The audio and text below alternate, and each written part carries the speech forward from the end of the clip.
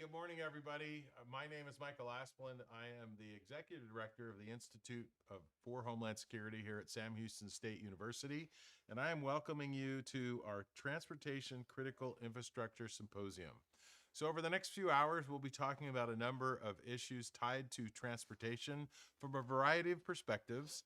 And at this point, I would like to just remind everybody, if you haven't had an opportunity to take a look at our website, ihsonline.org, it would be helpful for you to, during the course of the day or after the event is over, to take a look at the things that we can offer you.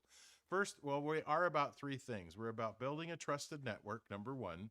Second, identifying and developing research products that can help answer questions on critical infrastructure protection topics. And finally, once we've accomplished those things, we want to create professional development opportunities for you and your staff to be able to learn about critical infrastructure protection topics and hopefully help develop your workforce.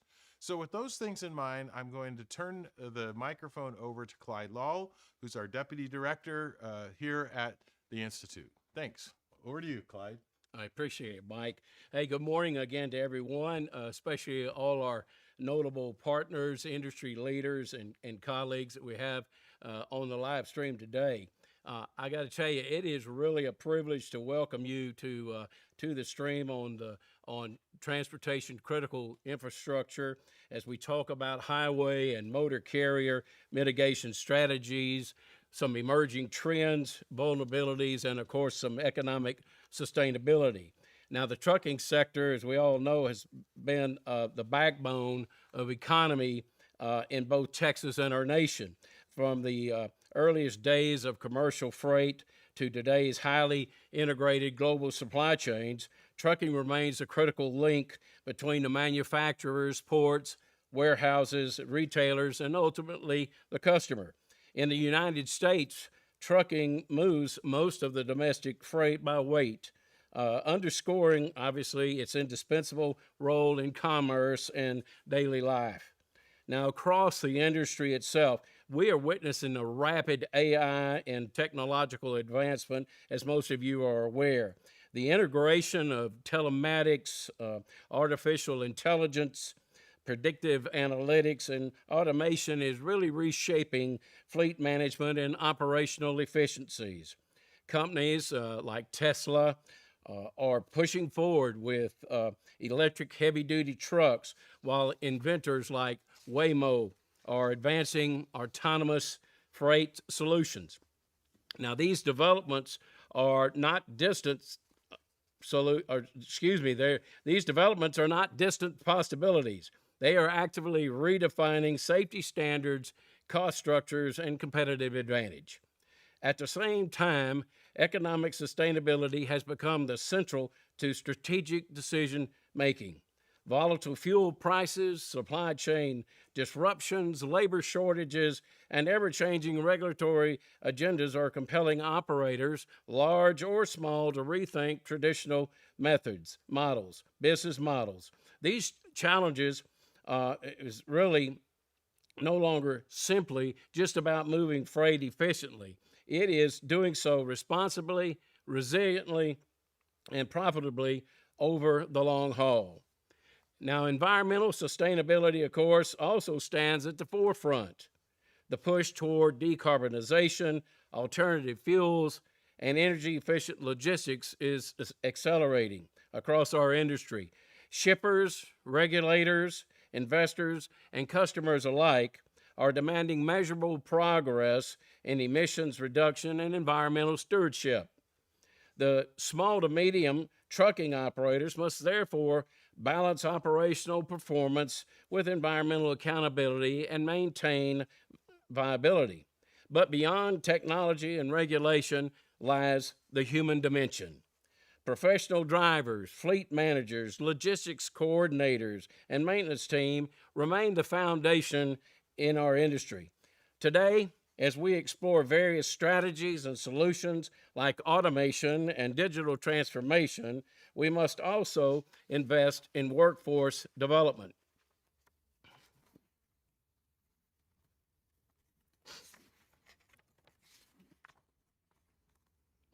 Along that line, we'll also be working on building up career pathways that basically ensure that our trucking remains a viable and respected profession. So this event today provides you with an opportunity to examine these intersecting forces: innovation, economics, sustainability, and workforce solutions, and to engage in meaningful dialogue also about the road ahead. It's a space where we have carved out to challenge assumptions, to share evidence-based best practices, and collaborate across subsectors. The future of trucking operations will not be defined by a single trend, but by how effectively it integrates emerging technologies with sound economic strategy and sustainable principles. Our task is not simply to adapt to change, but to lead it. I encourage each of you who are watching today to participate actively, to ask questions, and to think strategically about how we can collaboratively build a transportation partnership that is efficient, resilient, and sustainable for generations to come. Thank you for watching our live stream today, and we look forward, obviously, to a productive and insightful live stream. It is my privilege now to introduce to you today our guest speaker, Mr. John Contestable. And John has let me tell you, John has an extensive background, and I want to just read to you some of his bio, and so that you'll know just exactly where John's background and where he's coming from. Mr. Contestable, he enjoyed a 30-year career in Maryland state government, holding a variety of positions, including Deputy Homeland Security Advisor, statewide Public Safety Interoperable Communications Director, and retired as Acting Assistant Secretary of Maryland Department of Transportation. After leaving the Maryland state government, he joined the Johns Hopkins University Applied Physics Lab as a program manager of their Emergency Communications Program. Now, in that capacity, John executed projects with various federal sponsors to include the Department of Homeland Security Science and Technology Directorate, the Cyber Infrastructure Security Administration, most of us know that as CISA, the Federal Emergency Management Agency, and FirstNet. He left Johns Hopkins to join where he now works as Skyline Technology Solutions, where he is presently the Director of Public Safety Solutions. He is also the author of numerous public safety communication articles, one of the most of which was in the support of the Johns Hopkins Applied Physics Lab, authoring the DHS CISA Information Sharing Framework report that was published back in the fall of 2021. Ladies and gentlemen, John Contestable.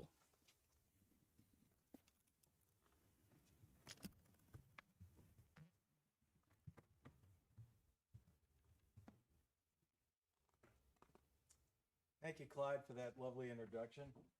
And I'm happy that you didn't go through my full resume. That would have taken far too long. You know, I came to town last night, and when you're in Texas, you do Texas things. So I had to go find a gift shop, and I found some Bearcat gear, and I'm happy to fly the colors this morning. You know, it's funny, you guys are the Bearcats, right? Well, when I was in college, I was in sports. I wrestled my career in college. And I went to Worcester Polytechnic Institute in Massachusetts. Shout out to WPI. But our mascot, we were known as the Engineers. So we would strike fear into the hearts of our opponents when we said the Engineers were coming. And our colors were gray and maroon. So, you know, you can imagine. And our mascot was a goat. So I was happy to fly the orange and to see the Bearcats as a genuine, you know, mascot. So I'll dispense with the hat, but I want to thank you again for having me here to make a few remarks. You covered a lot of what I hope to talk about today. Is the trucking industry is really facing some challenges. In fact, the whole industry is undergoing a real change. I like to call it the digitalization of the transportation industry. I spent 30 years with Maryland DOT. I'm not a dyed-in-the-wool trucking executive, but I've learned a thing or two about transportation, supply chain, and trucking over my career and freight. And I have to say that in the old days, and as a civil engineer, I spent a lot of my time designing highways and bridges and such, but the bricks and mortar aspect of the job was really the paramount thing, okay? I believe now the improvements we're going to make in transportation in terms of moving products and goods and services is related more to the digital aspects of the DOT. And the DOTs are learning this lesson. Things like traffic management, traffic data centers, how they deal with the data that they capture, all of the golly gee whiz bang technologies with driverless cars and all of that, that's going to come about as a result of the digital data elements and aspects of the job. And so that's really what's facing the industry right now. So I'm going to talk a little bit about several things that are facing us. So first, a little bit about myself. Clyde, you did an adequate job of that. I spent 30 years with Maryland DOT. I've been mostly in the technology side of things since then. In fact, most of my time these days is spent on cybersecurity. We're going to talk about that. So digitalization is really what I wanted to talk about today. Cyber is a thing now, and very much in the trucking industry as well as the DOTs. 72% of the nation's freight is moved by trucking. And, while we need to make improvements and there are other things on the horizon like drone delivery of packages and goods, the last mile to the doorstep of the home is really something that trucks are going to continue to provide for many years into the future. So these challenges that most trucking firms are faced with today are really going to challenge profitability, continuity, and competitive positioning. So paying attention to this item is really important. So over-the-road trucking, as I mentioned, is 72% of the freight. It's has an emerging tech challenge, has workforce challenges, there's regulatory challenges, financial pressures on margins. We're going to explore some of those in my remarks today. So let's dive right in. Evolving threats. The threat landscape in the old days, if you will, what did you worry mostly about? Theft, accidents, okay, fuel costs. Now you have a multidimensional environment, risk environment that spans digital and physical worlds. The digitalization of fleet operations is one aspect of that. We have new cyber attack surfaces that this digitalization has exposed. So these are things that need to be paid attention to in today. We also have the aging workforce. Clyde, no offense, but you and I are of a generation that are starting to retire. The baby boomers are exiting the scene. And so you have to replace that. The demographics alone are creating shortages. There's rapid technological change that's also challenging. And between workforce, technology, and other pressures, fuel costs rising, there's a cascading and synergistic effect across those things that can cause challenges. Not just an operational inconvenience, but major challenges for any carrier that doesn't study this from a strategic standpoint. So one of those is, you see on the slide here, an increasingly interconnected environment. I think it's important at this point to talk about, let's step back to the 100,000 foot view. I believe that where we're headed across most industries is what I'll call real-time situational awareness, meaning every company wants to understand what's happening in their world in real time. And this is not news. Back in the Roman days when they had battles, they would have runners that would go to the front line and they would come back to the general and they'd say, it's going well or it's not going well. And so it was an attempt to gain real-time situational awareness during the battlefield. So this is not a new thing.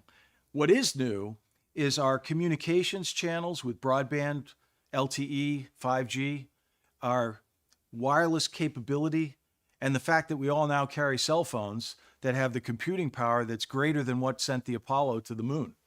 And so we now have the capability in terms of communications and sensors and devices to actually deliver on that promise of real-time situational awareness. So from a trucking standpoint, we now have monitoring of the cab and the engine to determine fuel consumption and maintenance needs, wirelessly sending that information to the cloud, and from the cloud down to an operations center.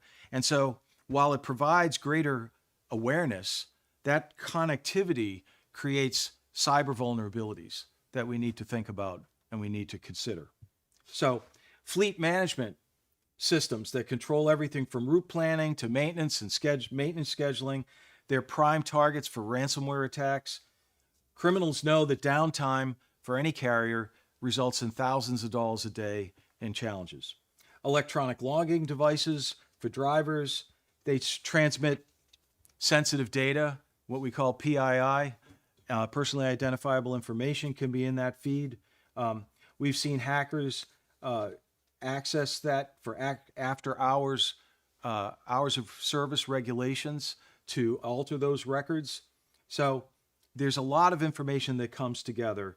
This connectivity creates some cyber challenges that need to be addressed. So let's talk just a minute about that. Cybersecurity, it's relying on these systems for your daily operations. And while it's important, that attack surface is really a challenge for most companies. In fact, it's a challenge for DOTs as well. As I mentioned at the outset, I spend most of my time doing cybersecurity for traffic management centers at DOTs. And that is the nexus for the DOT world, where all this information from pavement sensors to weather stations to CCTV cameras to toll systems all comes together at their operations center. And that is also where employees can access their enterprise data, their human resources information, their time card system, and so forth. And that creates connectivity that could be a problem from a cyber standpoint. So let's talk about some mitigation strategies. You really need a multi-layered approach. Most of you have probably heard the term zero trust. What that basically means is anyone that gets into your network, you don't trust as someone who should be there. You trust but verify. So you have to have multi-factor authentication. You have to make sure that the person that's coming into your behind the firewall has rights to be there. And you need to have proper network segmentation so they can only travel to the sites that you want that person to be able to get to. So it's a multi-layered approach.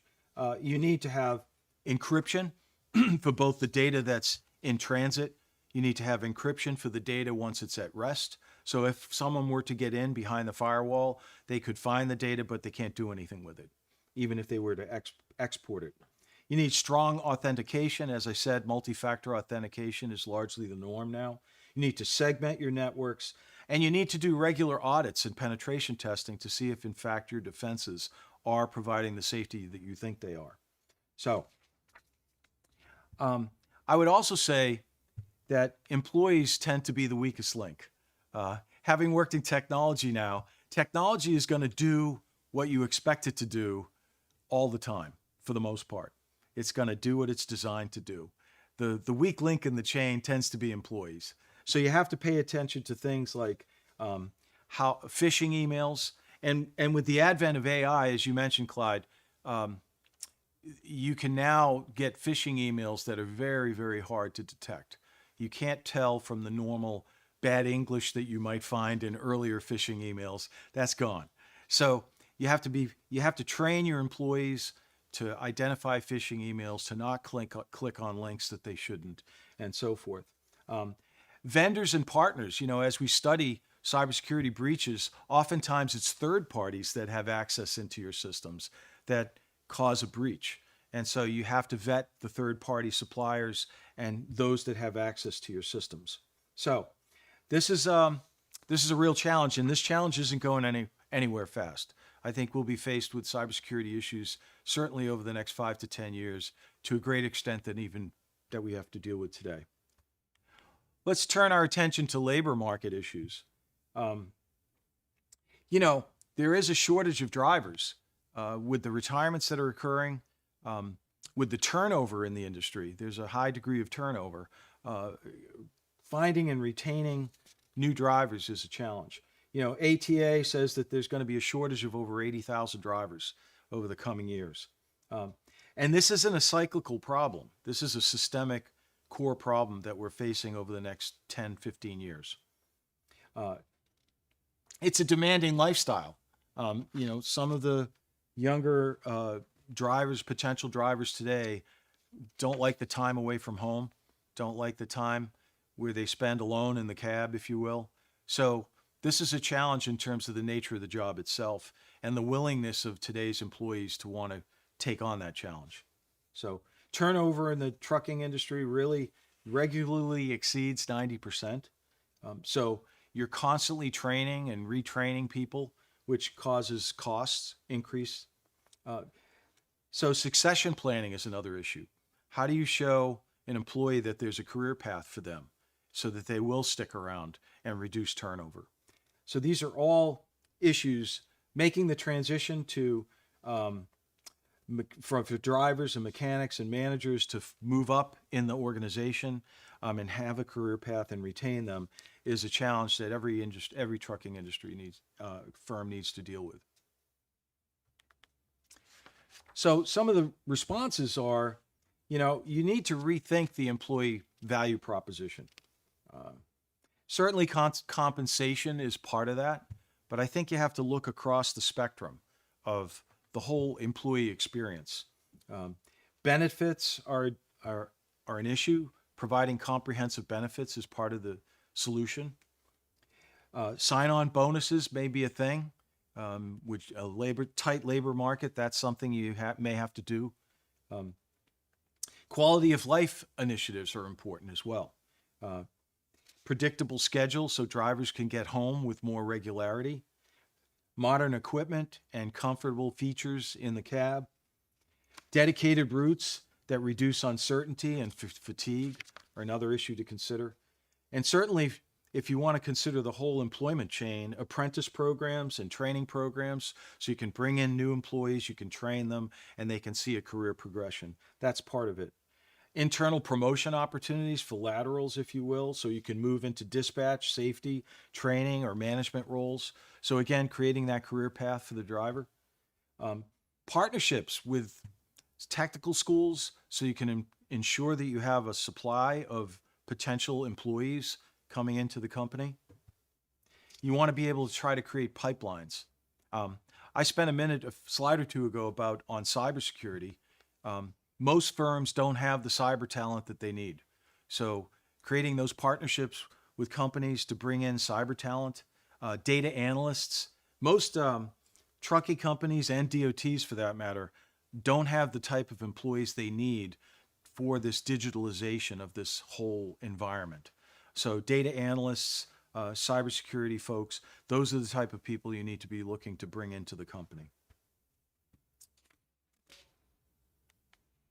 So regulatory requirements, as if that wasn't enough, you have compliance burdens, and sometimes those burdens are a real challenge, particularly for smaller companies. So complying with federal regulations, you mentioned earlier, Clyde, environmental regulations, sustainability issues. California and other states are having emissions requirements that are going to be tough to meet. So that's a challenge. You're going to have to do fleet upgrades to meet those challenges, which creates financial pressures and create margin pressures. There's zero emission vehicles that's moving, driverless trucks. Platooning of driverless trucks is an issue. Hours of service has always been a challenge and will continue to remain so. The rules surrounding them is going to be something that you have to keep an eye on and comply with, as difficult as that may be.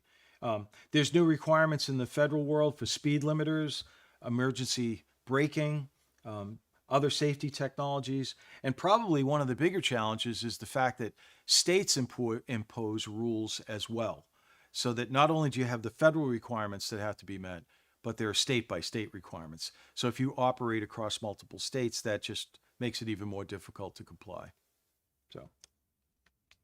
So I think you have to view regulatory compliance as a strategic initiative. if at all possible, find a way to plug in to the different work groups that are creating regulations, to the associations that have groups focused on this part of the job, and try to get ahead of the curve to the extent that that's possible, with a proactive view on compliance. Strategic investments into cleaner technologies are something that has to be planned for, because it's going to require upgrades that are going to cost the company money. Also, building rapport with the regulatory agencies, particularly if you're a larger company, trying to have an understanding so that the federal regulators will understand the true impact on the industry of the considered regulations. That's important. And finally, I think we need to do some modeling. You need to take a look at what the financial impacts of some of these regulatory changes might bring on the company.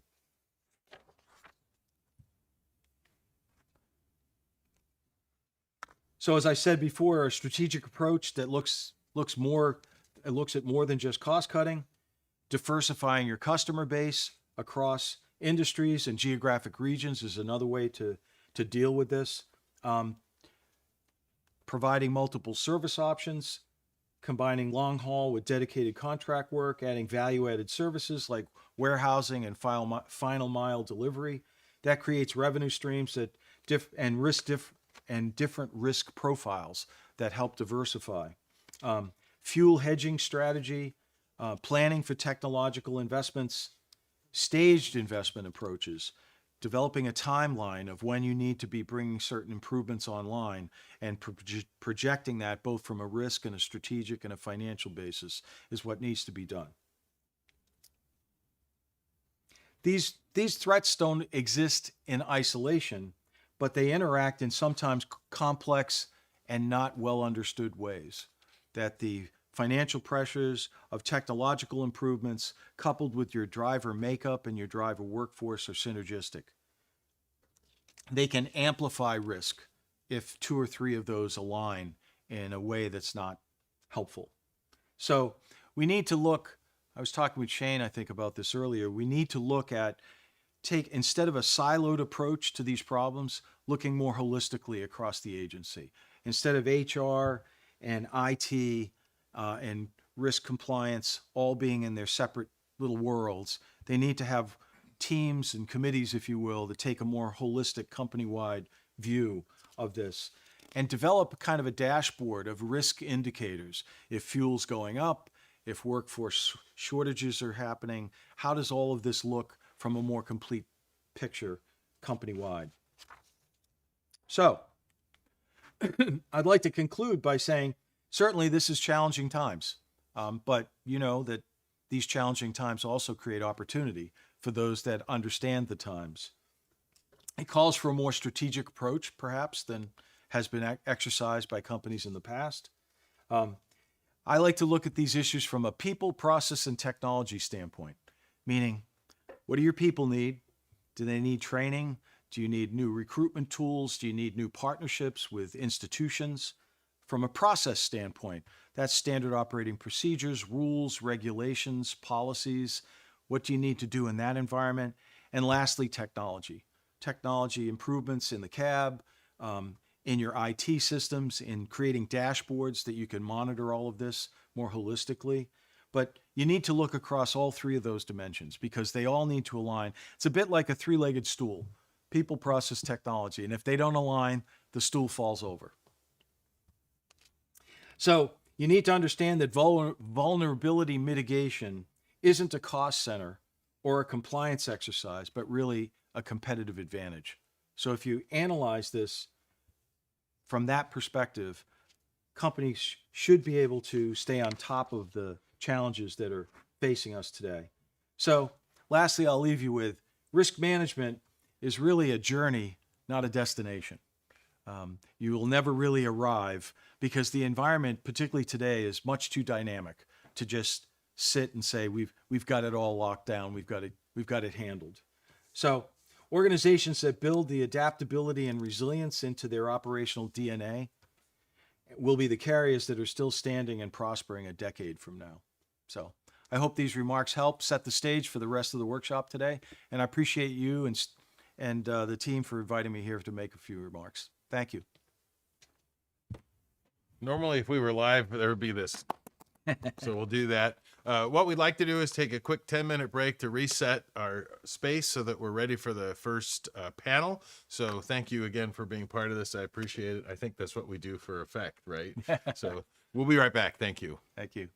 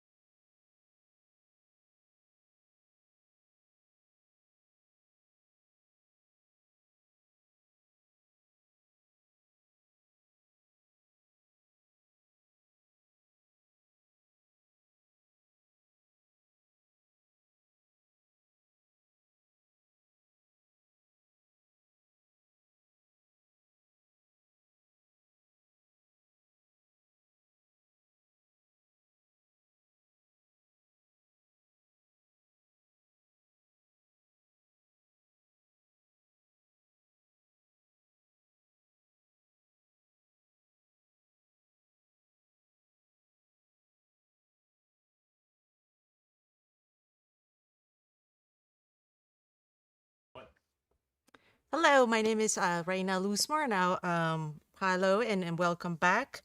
I'm the project manager for the water and wastewater critical infrastructure sector here at the Institute for Homeland Security.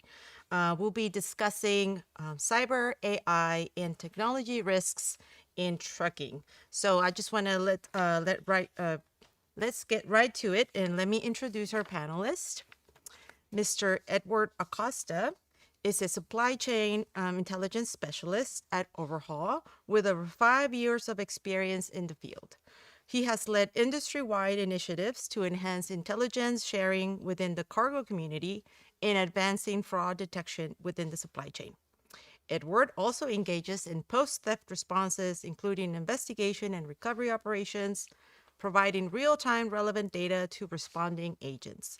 Currently, Edward specializes in AI-assisted post-theft investigations, fraud detection, and advancing cargo security by spreading awareness of the newest supply chain security trends and best practices.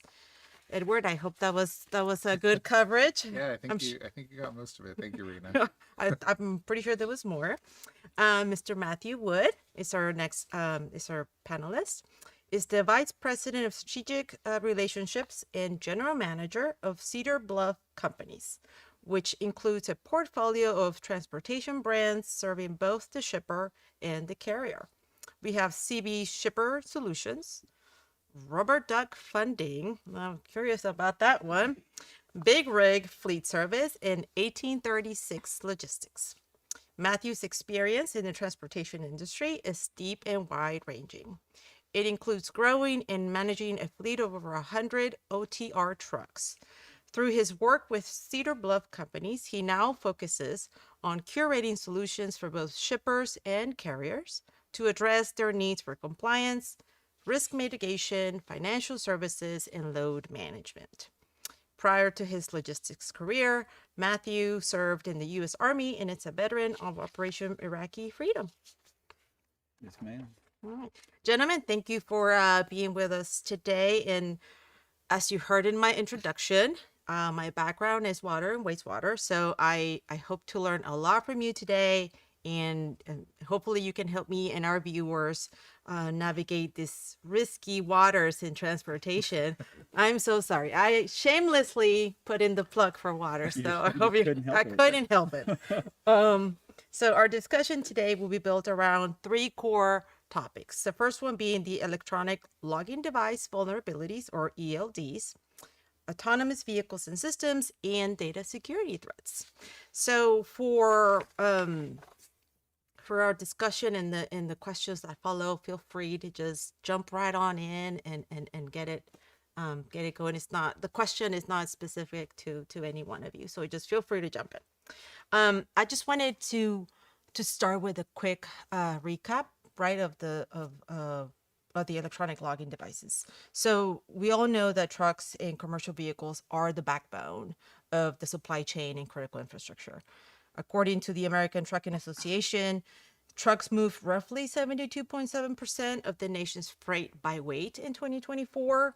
And now many trucks are required to carry these LEDs as part of the Moving Ahead for Progress in the 21st Century Act mandate. That's a very long title. So these devices capture data on engine operation, vehicle movement, and miles driven. And as much as they try to reduce accidents due to driver fatigue, they're now connected to the internet. So it's something that, this is where that threat lies, right? So from your experience, where do you see the most significant gaps in this connection and in the connection of the LED to the internet and that transfer of data? So the biggest gap that I see and that we deal with when we're talking with our carriers is going back to giving out their information.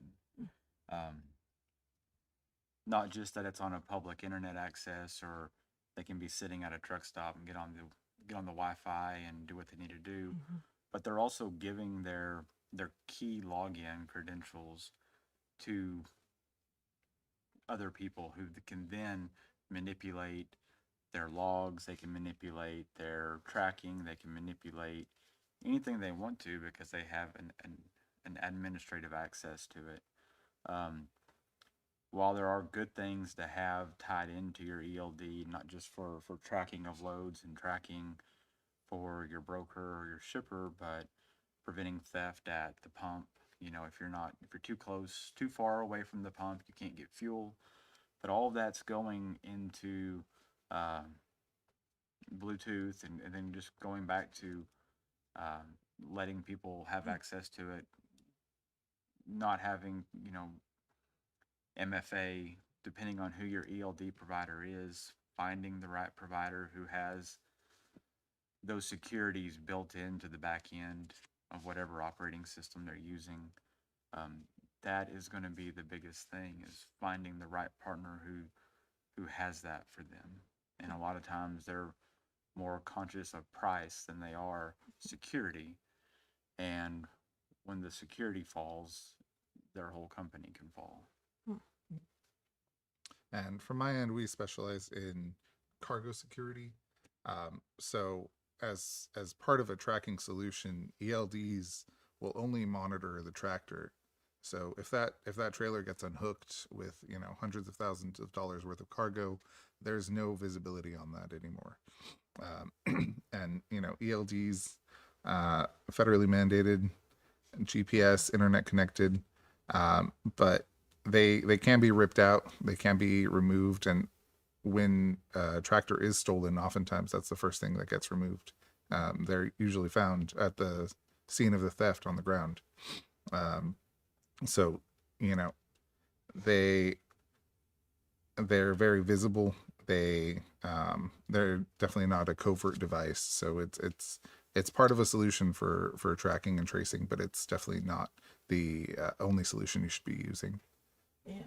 So the LED and the mandate was put on for road security, right? And not so much cyber security. In your opinion, do you think that's a failure from the mandate itself?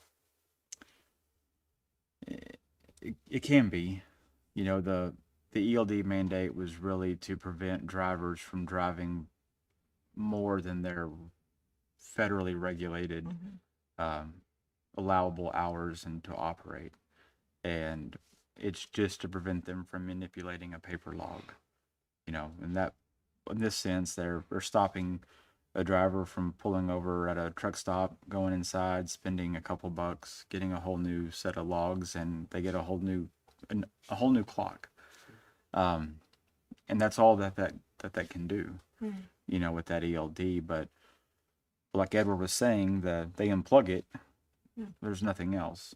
So there's more tools available to them, but they're only getting that logging piece of it.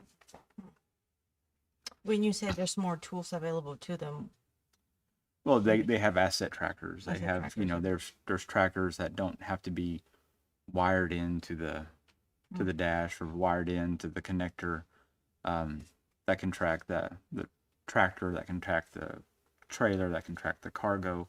There's other tools available, but a driver is only going to focus, or a carrier or a company, they're only going to focus on the driver piece of it, because that's all that they're that they're mandated to have. yeah. So if the LED is compromised and there is a loss of the data that follows, where does the liability lie? How do you navigate liability? Is it the software vendor? Is it the carrier? Obviously the driver, I don't think he has any, or does he have any liability in all of this? Well, is that something? Well, insurance isn't exactly my specialty, but my understanding is that these cyber attacks, or anything that is affected by the ELD, it needs to be specially written into the policy. There needs to be some kind of coverage for it. Otherwise, there may be a liability there for the owner operator or the carrier. Mm-hmm. Yeah, but a lot of times, the driver, he's either, if there's a theft or there is something, the driver is either a complete victim to it, or he's part of it. So if they unplug or they do something, there's something malicious there, but you don't know that at the time, or you don't know that until the theft's already occurred, or there's already been some kind of fraud that's taken place. Okay. And are the right questions being asked regarding LED cyber hygiene from the carriers or the insurers? Are those questions being asked, or what else can we do? How do we change that policy, or how do we add to that mandate? I think one of the biggest hurdles is smaller owner operators who don't have a lot of experience with cybersecurity. We're seeing a large rise in AI enabled theft, especially among smaller owner operators who don't have the budget, don't have the resources for cybersecurity training, things like that. So I think that is kind of a blind spot, and something that needs to be asked is how do we inform smaller carriers of the risks, and how can we mitigate that? Yeah, and thank you for touching on the small operator, or the small carrier, because that was actually my next question. Is what would you advise be for those small owner or single operators that transport on their own without being affiliated to a much more larger entity? How do those trucks also have ELDs? So how do they protect themselves, seeing that they are already limited, but they're still trying to make it out there, and they're still transporting the stuff that we need every day? Yeah, I mean, I think ELDs are still a digital device, so staying on top of firmware updates for it, making sure that you're properly trained on the risks of phishing, AI theft, things like that. Yeah, we see on one of our other companies on the financial services side, I see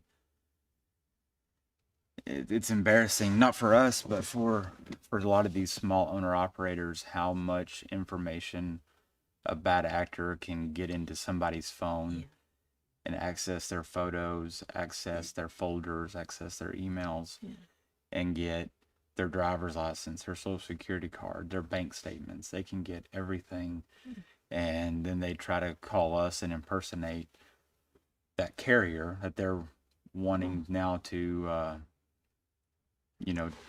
for either factoring or equipment finance or something. They're getting all their information and trying to indebt that small carrier to hundreds of thousands of dollars, and it's a one truck guy turning in $50,000 a week of invoices, and just one truck can't do that.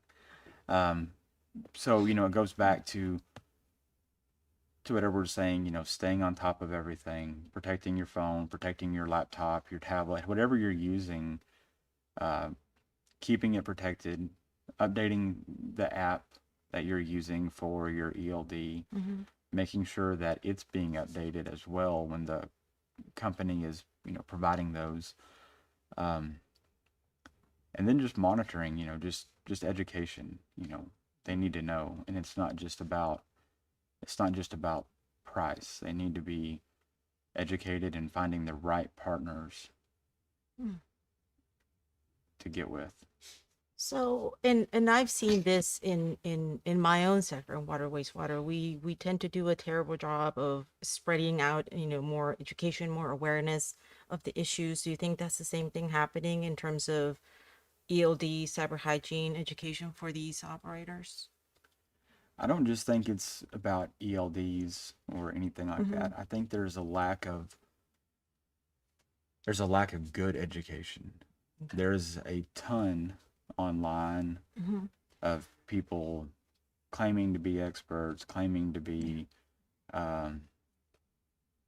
somebody in the transportation industry providing education, but they're not vetting who they're getting their education from. It's about the quality of education that's available to these small carriers and the big carriers too. They need it just as well. They need to stay on top of the regulation changes, the things that are coming up, things that are court cases that are happening. They need to stay on top of it, but they're not. And I don't know if it's a manpower issue, if it's a financial burden to them, or they view it as a financial burden. But there's education available. A lot of insurance companies, they provide education courses and classes. A lot of people just won't take them, or they take the wrong ones. Is there an incentive to take these? Not being a victim is a pretty good incentive. I would view as that. Some insurance companies may or may not, but that's above my pay grade on that. Yeah. I don't deal with insurance. That's a sector I'm not in. Yeah, I think the largest struggle for, a smaller owner operator who's driving 40, 60 hours a week is, taking personal time for continuing education can be a struggle. It can be hard to find that time. It can be hard to find the resources. So ultimately, I think if it's not mandated, it's not something that's going to be done by the majority of people. And I can't say that I fault them. I don't want to go home and study on cargo theft on my free time. So I think ultimately it is an issue of the right resources being presented and people being willing to use those resources. Yeah, I just figured that if you mentioned the good vetted sort of education resources out there, is there somewhere where they can go and be like, okay, this is legitimate training? Is it the American Trucking Association or something like that they can go to if they want to learn more? There are a lot of associations out there. A lot of those associations are kind of pay to play in a way. You get to be a member to have access to their resources. A lot of it, I would say, would just be kind of doing their homework on who they're getting the information on. Is it a reputable company? Is it a company? Do they have reviews? Where did you find them? If you found them on social media and you don't vet them on the internet and start looking at who they are and getting references and seeing those things, that would be the biggest start. But like Edward was saying, they have so much time and they're away from their wife, their kids, their husband, their family, and then they get 34 hours to go home. Do you want to spend those 34 hours still working on something, or do you want to go to dinner with your family and spend time with your kids? That's the choice they're having to make right now. Yeah, and I'm sorry I'm asking all these questions. I'm trying to learn as much as I can from you guys. And let's say it's a new student, they want to go into trucking, they go in and take the course, right? It could be a community college, something like that. Are these cyber hygiene courses and what to do? Here's your ELD. This is what they're gonna is that all of that being taught at that time? And then just kind of do a refresher once a year, still within your work time, or that's all separate? So on I their don't own? I don't know about the truck driving schools or the CDL schools. I don't know if they're actually talking about the cyber hygiene and the cyber attacks and Okay. the risk that they're potentially exposing themselves to. It would be something worth putting into the classroom. But I don't believe right now that it is a part of the mandated hours that they have to spend on the different subjects. That Yeah. is one of them. Oh wow, it's interesting. Well, you have to think though, a lot of those students, when they graduate, they're going to go work for a larger carrier. Yeah. And then it's up to that larger carrier to then train them on their policies. And the schools are more focused on getting them the CDL permit and then getting them their CDL. Yeah, trying to And get them then out there. trying to get them onto the road, but not getting them onto the road as safely in a sense of cyber and attacks. Right. Yeah, most larger, transnational carriers are going to have a pretty robust IT network with training on cybersecurity. It's really the smaller ones where that starts to fall through the cracks. Yeah. Yeah, and I can't remember where it was. I was watching this video. It was an 18-wheeler just driving down the highway, and then there's regular car just drive right next to it, and they were able to download, I guess, something onto the system, and the truck just pulled over and completely, came to a stop, and it was just dead right there. I was very surprised at how fast that was. It took just minutes, in the meantime that the car was trying to pass the truck. It passed it, and then that was it. Yeah, that's part of good cyber hygiene. Yeah. Changing the default password Yeah. and login settings, making sure your firmware is up to date so you're not vulnerable to as many attacks. Yeah. And in your opinion, what needs to be implemented now to maintain that balance between the safety of the industry and the supply chain that the sector supports? I mean, transportation, along with water, wastewater, and two other sectors are lifelines, right? If one go down, I mean, I'm going to be biased here, but if I go down, the water, wastewater goes down. We'll all go down. But we need you, water, wastewater needs you guys to transport either portable water to other locations or bring in those chemicals for treatment. So how do you balance the safety of the industry and the supply chain that it supports?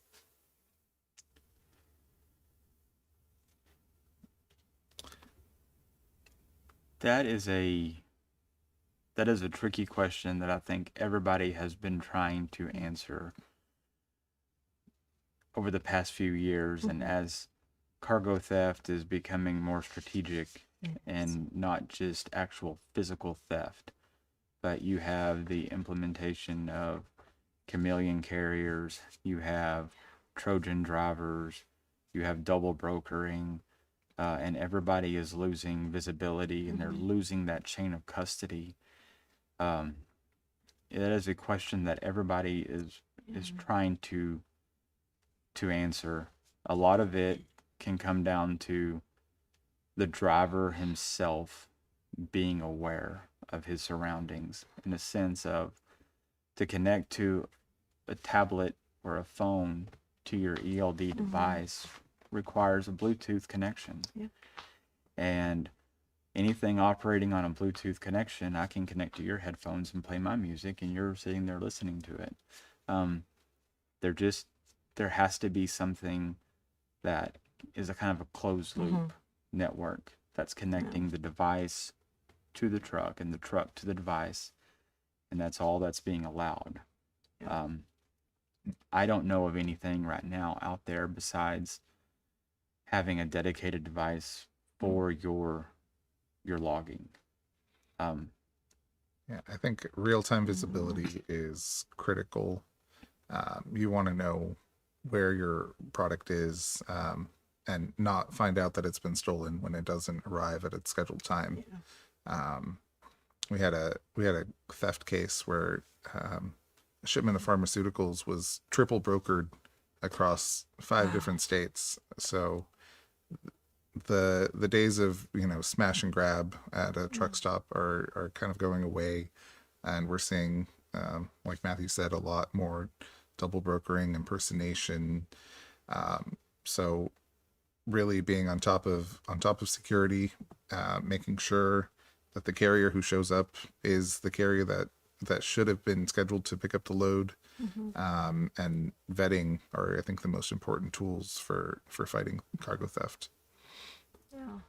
And does that, going back to your comment, Matthew, about connecting to Bluetooth and things like that, I'm assuming that a lot of the truck folks, the operators, I'm gonna call them operators, they bring their own device.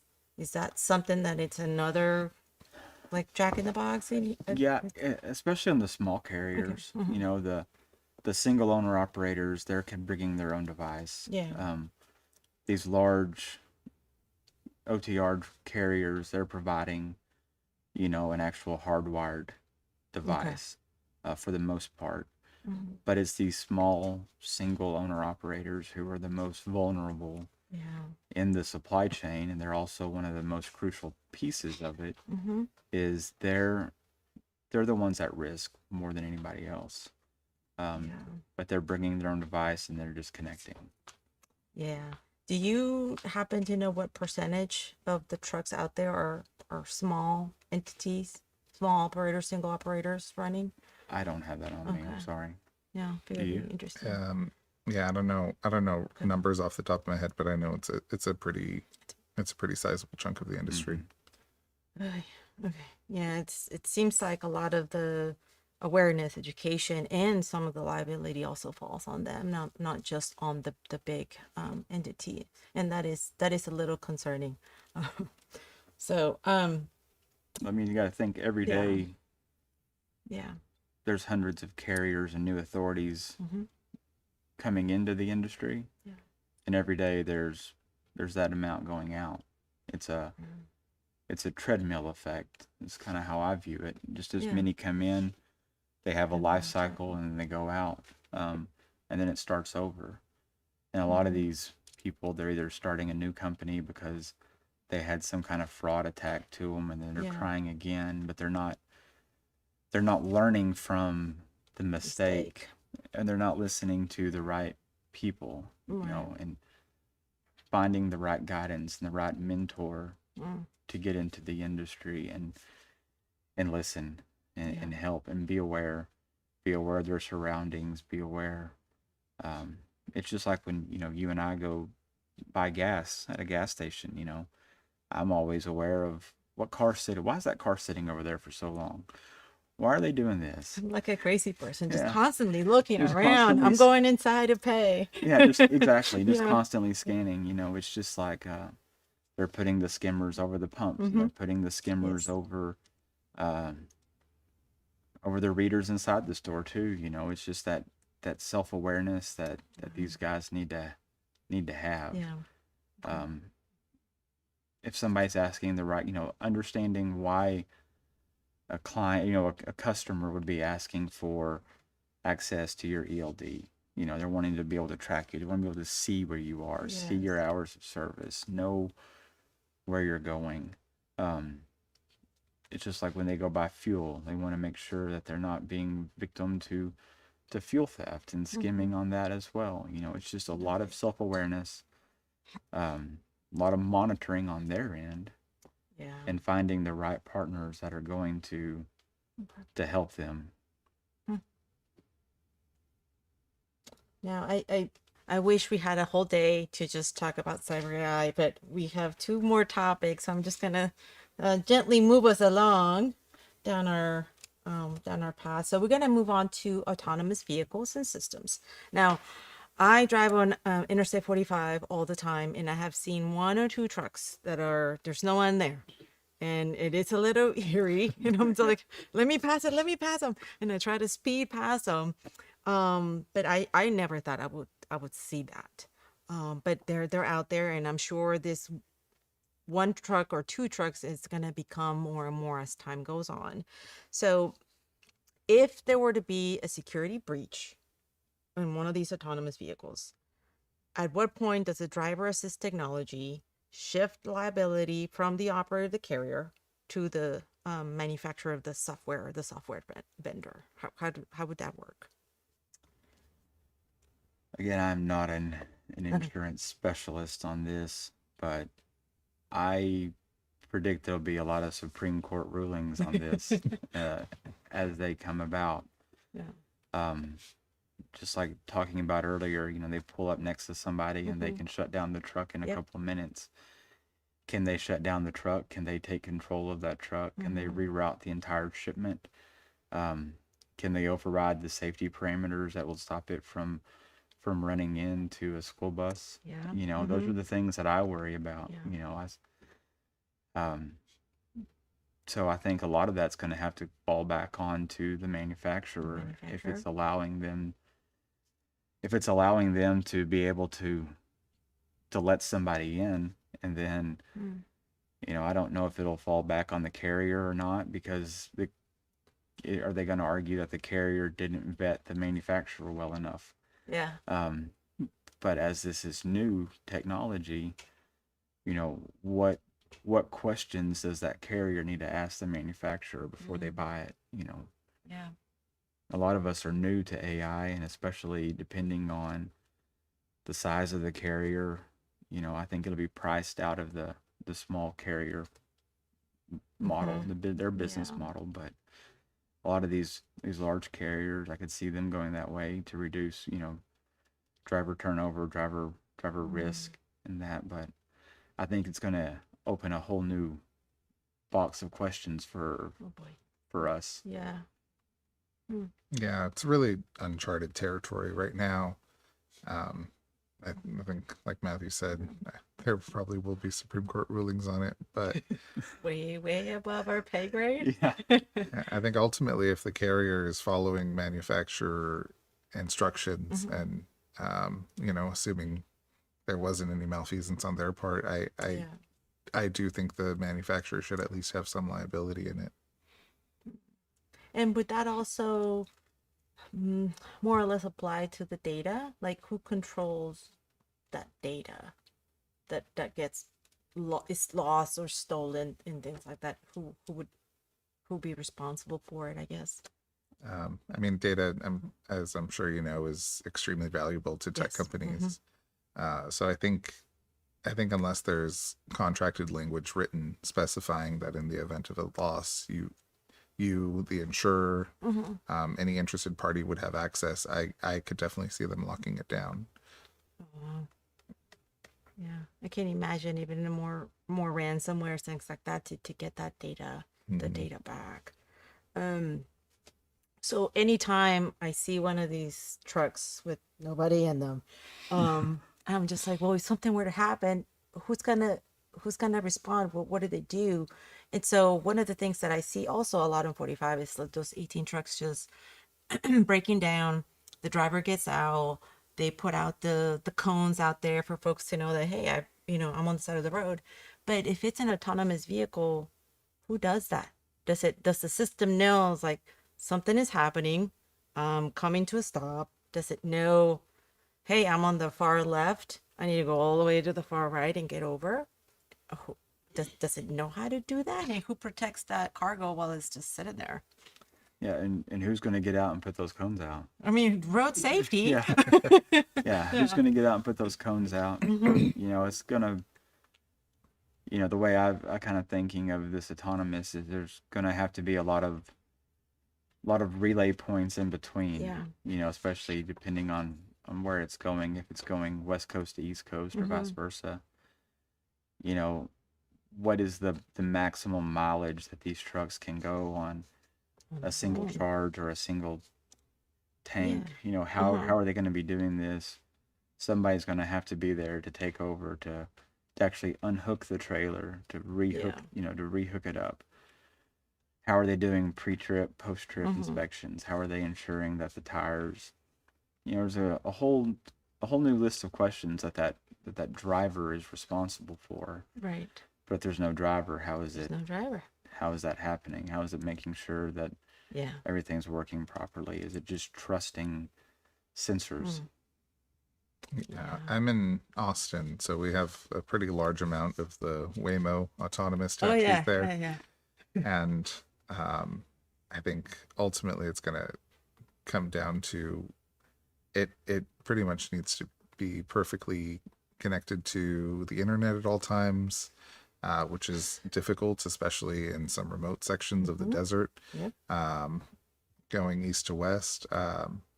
And what happens if I don't know if you've seen the clip of somebody putting traffic cones on a Waymo and it's just stuck there for hours.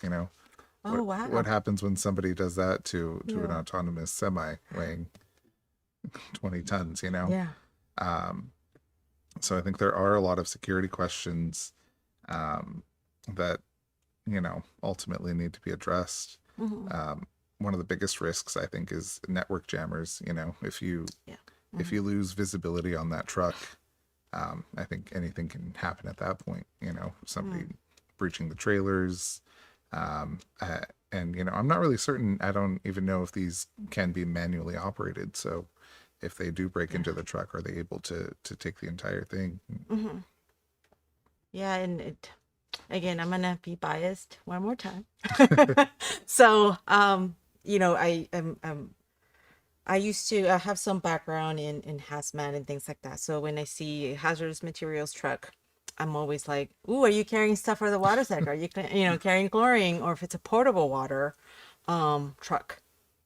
I don't think they will make those autonomous. There's so much involved with that. But if it got to that point, I would be really concerned on the chain of custody for those vehicles to ensure that if this portable water is going from east to west, to make sure that it's still safe to drink and it meets those parameters.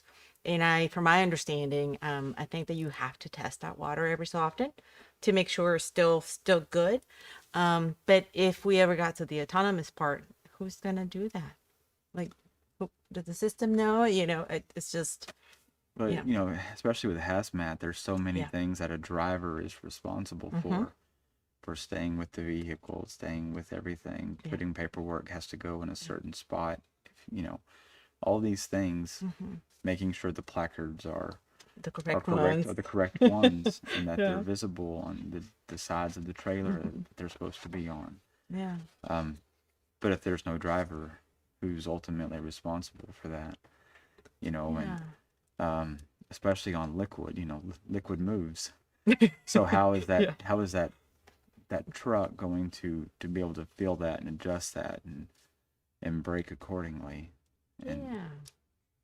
So if there's a small fire, right, the driver is able to pull out the fire extinguisher and quickly, get it under control. But there's no one there.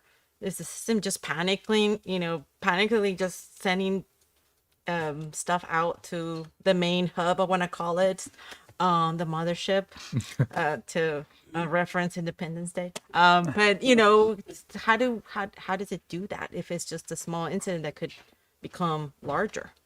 well, I think on the truck itself, if it's autonomous, I think it could have, fire suppression. Fire suppression. But on the trailer itself, like if Yeah. the brakes, like when it's going through the Rocky Mountains and it's going down those grades and the brakes get warm,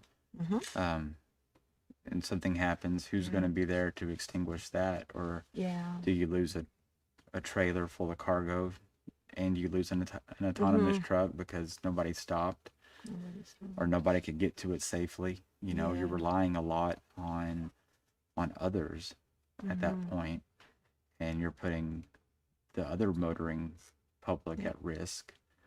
That's just, those are the questions that I ask myself every day when I hear, autonomous trucks went from Houston to Dallas overnight and did this, and it's like, okay, well, Great. that's great, but what if something happens along 45? Yeah. There's so many times, I can't remember how many trucks I passed on the side of the road just driving from Fort Worth to here. Yeah. Yeah. I always try to pay attention to the placard.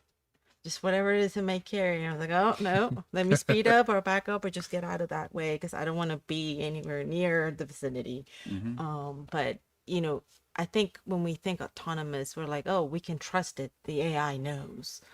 It knows. I think it would be there. The AI is less distracted than a person would be, but I think that's what we assume that that's what it is. But there's a lot of stuff that the AI is still not capable of doing. You still need a person. Well, Right. I've There.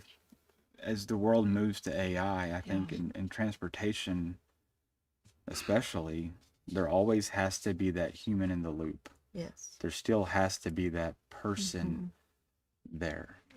Yeah, I think that the truck definitely needs to be connected, like I said, to like a monitoring center, but that requires perfect coverage at all times. Yeah.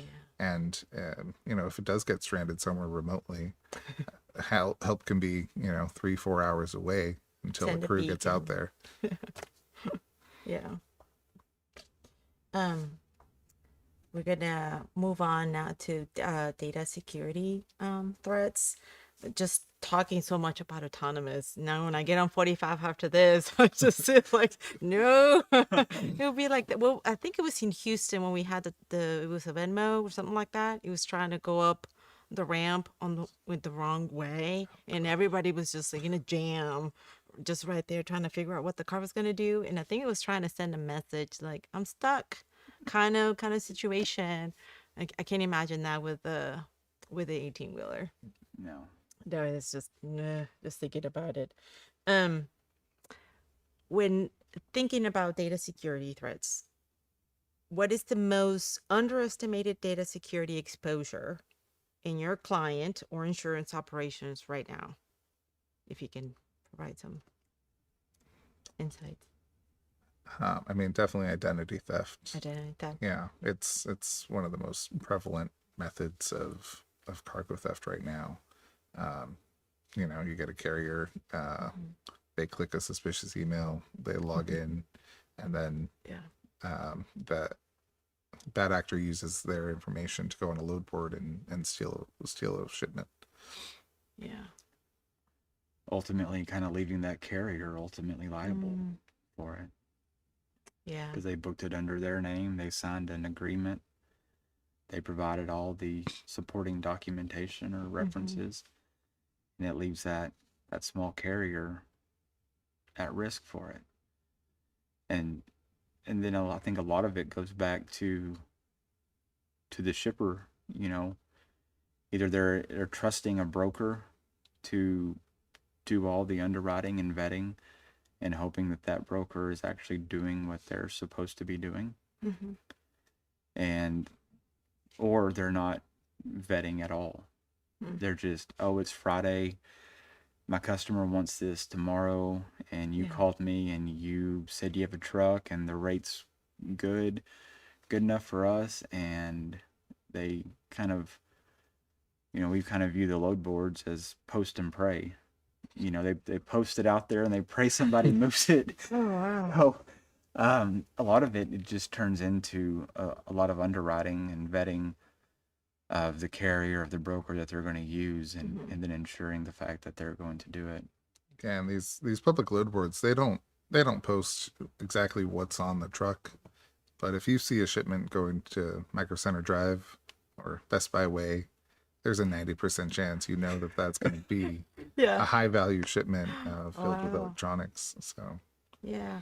Do you see a lot of data security issues with the Chameleon trucking? That I did not know that term existed, so I started looking it up, and it's very interesting how they move so fast, and then just put new logos on, you know, every other day or whatever, however they're moving.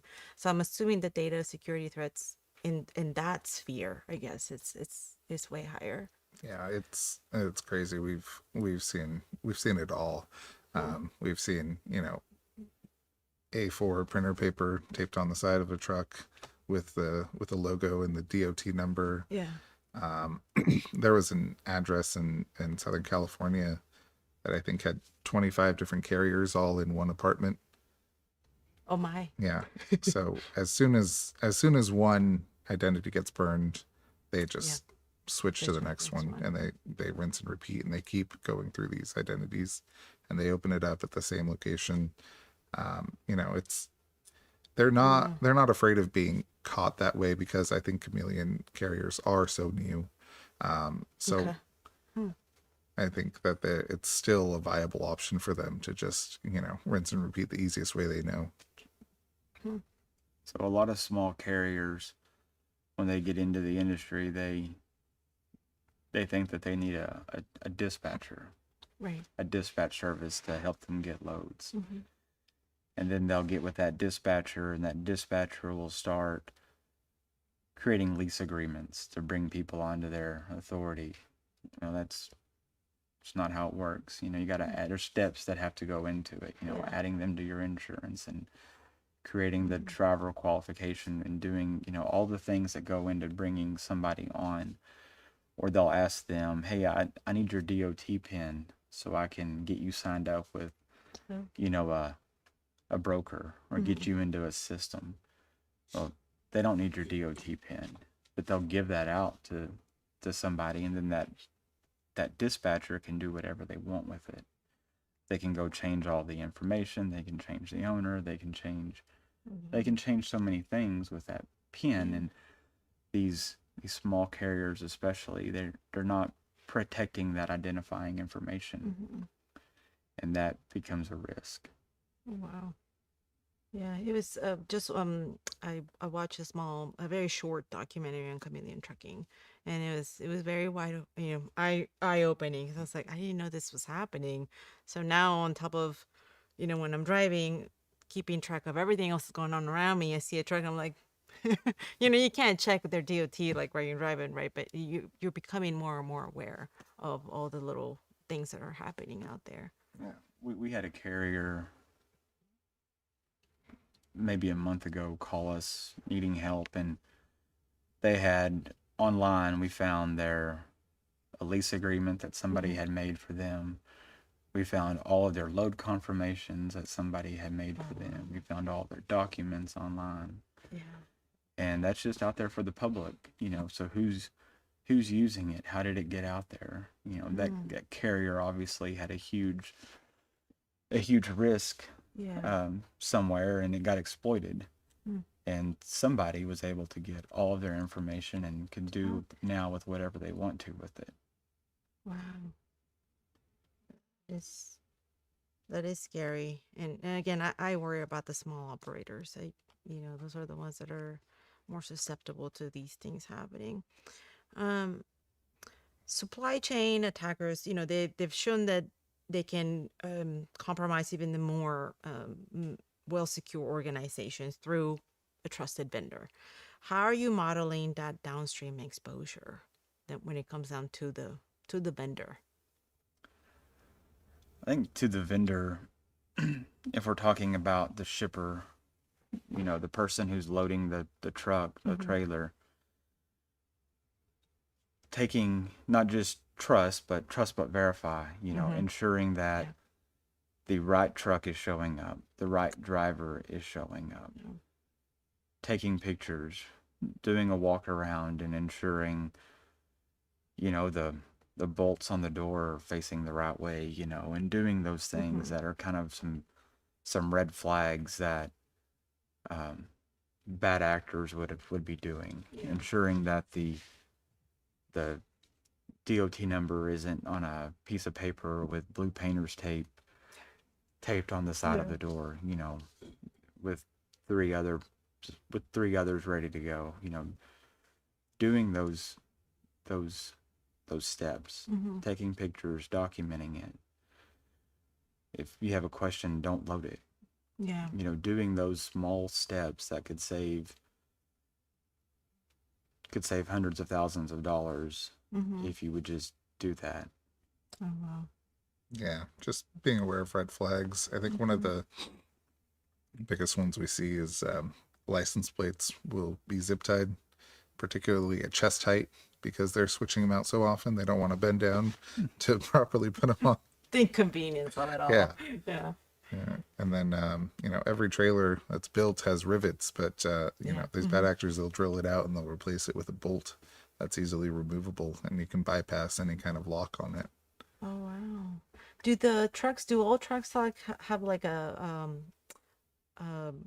temper tape or anything that, somebody were to open it, they're like, oh, the temper thing is broken. So they'll have seals when they close the doors or they roll the door down. They'll have a seal on it to show that that seal hasn't been broken. Right. But what they were, like you saying, Edward was saying just now, they'll take those rivets out and they'll put bolts on them. Yeah. But they'll put the nut on the outside. So then all they have to do is just take that nut off, and then they can remove the doors and get to the product. And yeah. And there is like a high security tape that can go over the corners on the outside. Okay. And then if the door is opened, it'll deform and it'll kind of let you know that it has been opened or bypassing the seal in some way. Okay. Is that just gets used for like high value shipments, or is that available to anyone just to make sure that they have another I guess step in securing their load. That's available to Do you anyone. mind? Okay. Yeah.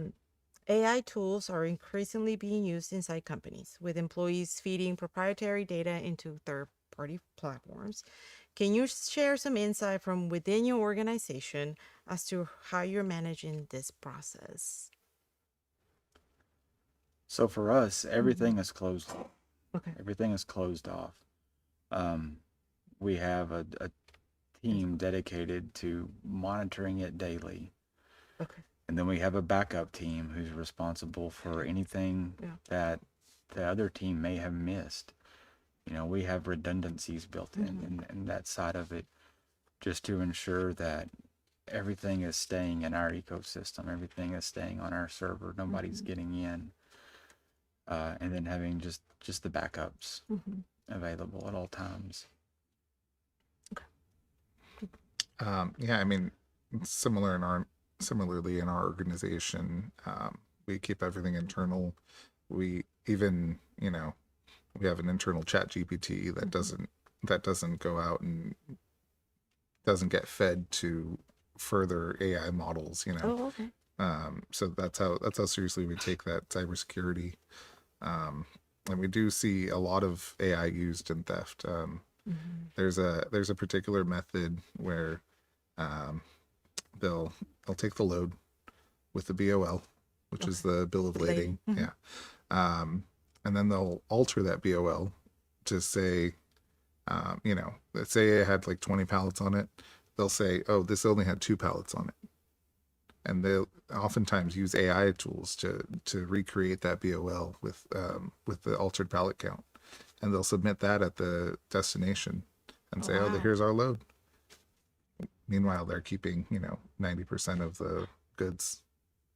And is there any way for anyone to double check when, if they were expecting this much and then the bill lady shows up, it's like, what happened?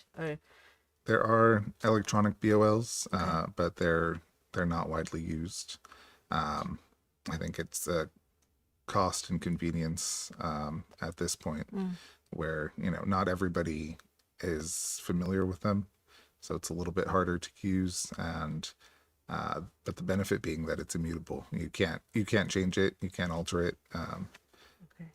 But yeah, I don't see them being used as much as I would like, unfortunately. And a lot of it's going to come down to that shipper or receiver properly training Yeah. their receiving team, especially to have access to that electronic BOL, to use that electronic BOL, and not just come in with a piece of paper that they have and turn it in, and then they unload 2 pallets, and then they scribble on it and show that, yeah, we received it, and then that carrier go turn it in to get paid, or then they take that and they flip it back to 20 and turn it in. And oftentimes that's not even caught until the receiver does their inventory, usually at the end of the month. Yeah. So it can be weeks until that theft is discovered, at which point that cargo is long gone. It's long gone. And so is that chameleon actor or chameleon carrier or bad actor. They've already moved on to their next victim. Yeah, so they're long gone with another shipment. Yeah. And this might be a silly question, but I'm used to the manifest, right? When you're shipping out waste, hazardous waste, non-haz waste, and anytime you make a change to that manifest, you're supposed to initial and date when that correction was made. Can they do that now? Or is it just because it's an electronic, or not a lot of folks are using now the electronic bill of lading? Yeah, not a lot of folks are using electronic, so it's really as simple as inputting a prompt onto ChatGPT, asking them to change it, and then they have a portable printer in their truck and printing out a new one. Yeah. But if you're using electronic log or electronic BOL, there's an audit log that would show who made that change, why they made that change. You can go back in and check. And it's like, oh, well, Raina made this change. Here's why. It's okay. That's she's in our organization. She can make that change, but not a lot of people are using them. No. Not enough people are using them.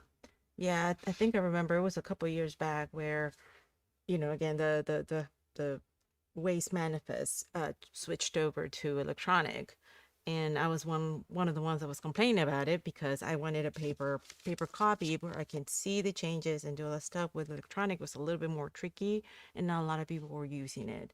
And you couldn't print, you could print them out, but if you made a mistake, you had to go ahead and print them out again and do all these other things. Um, yes, it was one of those, like, it was just another thing extra to do, and I can see how the truck drivers, or even the small operators, be like, oh, now I have to carry this thing too, and do all that stuff. And I'm assuming that when they access the electronic bill lading, there's a pin specific to them, so they know who is accessing and making a change. Yeah, so their system will require MFA, MFA, certain okay. certain permission sets, who could go in and do that. That's how our electronic BOL works. And everything is audited. Yeah. And logged, and I can't go in and make a change to you if I don't if I'm not a user of yours and have permission to do Yeah. that. So that's the first piece to it. Okay. And as as we try to wrap up our panel, I just want to open up the space for you guys, and give you a couple of minutes to share any last minute thoughts, any perspective or insight that you want the audience to leave with. I mean, this is your spotlight for the next few minutes, so if you want to share. I just want to go back to brokers and shippers ensuring that they're underwriting these carriers properly. They're using the right tools. They're not just requiring a give me a W-9 and a voided check kind of a thing, and I'll get you set up in our system to haul for us. Yeah. Using the right tools, and using them properly, and not trying to create a workaround like so many people do. Yeah. To make it fit a person in the organization, but using them to their full extent. It'll pay off more in the long run. And then to the carriers, to the small carriers, especially when you're trying to work with a broker or shipper, and they're asking for your driver's license and a picture of your truck, and they're wanting these different pieces to it. Understanding that they're not doing it to be a pain, and they're not doing it to do anything else. They're trying to do it because they're trying to vet not just the carrier, but they're trying to vet you to make sure that you are, when you say you're showing up, that you show up. Yeah, sure. And when you have one truck and then Jim Bob says he's coming to get it, and Jim Bob gives his license, that Betty Sue doesn't show up. Yeah. And then just these shippers, training your loading dock, training your receivers to look for flags, to look for the signs, and then reporting it. Not reporting it after you've already loaded the truck, but before you loaded the truck. Yeah. And when you receive it, don't just receive it and sign it and then make a report. Report it while they're still there.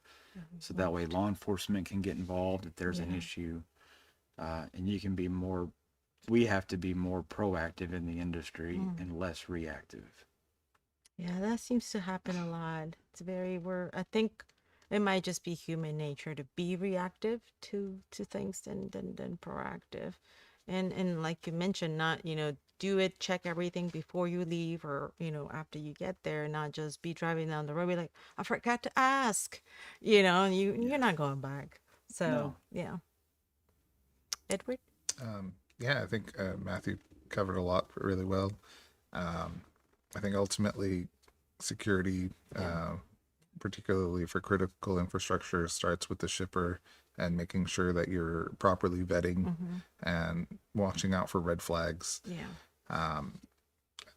There's only so much that can be done once that truck leaves the shipper. So making sure that the right person is picking up the load, making sure that there is no bolts on the back of the trailer, that there is no magnetic placard covering up another USDOT underneath, things like that. I think goes a long way to ensuring cargo security. Yeah. Thank you, gentlemen. And I think this wraps up the Cyber AI and Technology Risk Panel. For our viewers, we will be taking a 10-minute break and we will see you back here for our presentation on trusted networks. Thank you. Thank you, Raina. Thank you.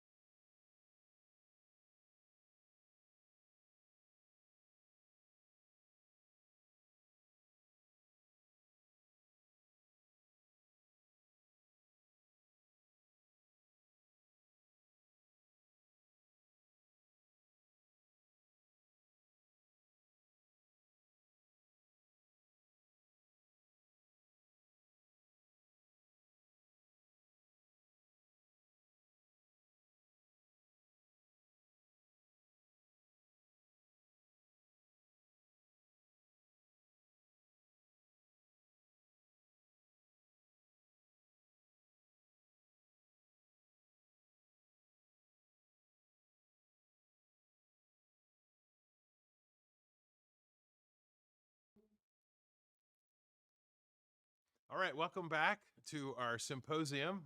Again, my name is Michael Aspel, and I'm the Executive Director here for the Institute for Homeland Security. I'm going to be providing a presentation on understanding trust networks. I will be using technology, being my phone and my clicker, and off to one side will be the slides that we'll be looking at. Some of them are a little small in text, so which is why I've got this. So in the world of technology, in the past, I suppose I would have a podium in front of me with my slides and be moving through that, but it'll be a little bit different, at least for me. So when we reflect on the opening comments, the keynote speaker, and the last panel, there's a couple of observations I'd like to make. The first is from the last panel, we were talking about, or the conversation was about situational awareness and learning how to do that through the use of mentors. That was one aspect of the presentation. And then during our keynote, one of the topics that was discussed was this idea of people. Now, people in that context was that trust was the foundation for being successful in how you achieve goals for your organization.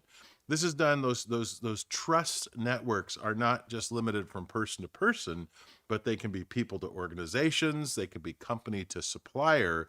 The key thing to keep in mind is that it's important that we understand that trust networks, whether they are those individuals or people to organizations, are important and critical for getting things done, which will lead us into our PowerPoint. And we're going to be talking about protecting critical infrastructure from the context of trust networks. Now, it's always important to have a bottom line up front. And so there's three things that I'm hopeful that you will take away from this monologue, as it were. The first being that effective CIP, critical infrastructure protection practitioners, build professional associations over time that they can leverage for information. Second, these associations facilitate knowledge sharing, team building, and the opportunity to achieve organizational goals. And third, to understand how these associations form is a key part of professional effectiveness. Now, I may repeat this later on in the presentation, and you can bring it back to me for a minute. We're going to a little bit going back and forth here. But one of the goals of incorporating social network analysis here at the Institute for Homeland Security is that we would like to develop a process for people who are coming up and new in their careers to understand why developing trust networks are important and how do you identify those individuals that you associate with early on that can carry forward in the course of your career. So hopefully we can answer some of those questions. So let's go back to our presentation. So the next thing that I'd like to review is looking at our transportation sector specific to what our sector goals are. Boy, I could say that 3 times, but I'll have to practice that later on. The first is we want to achieve collaboration.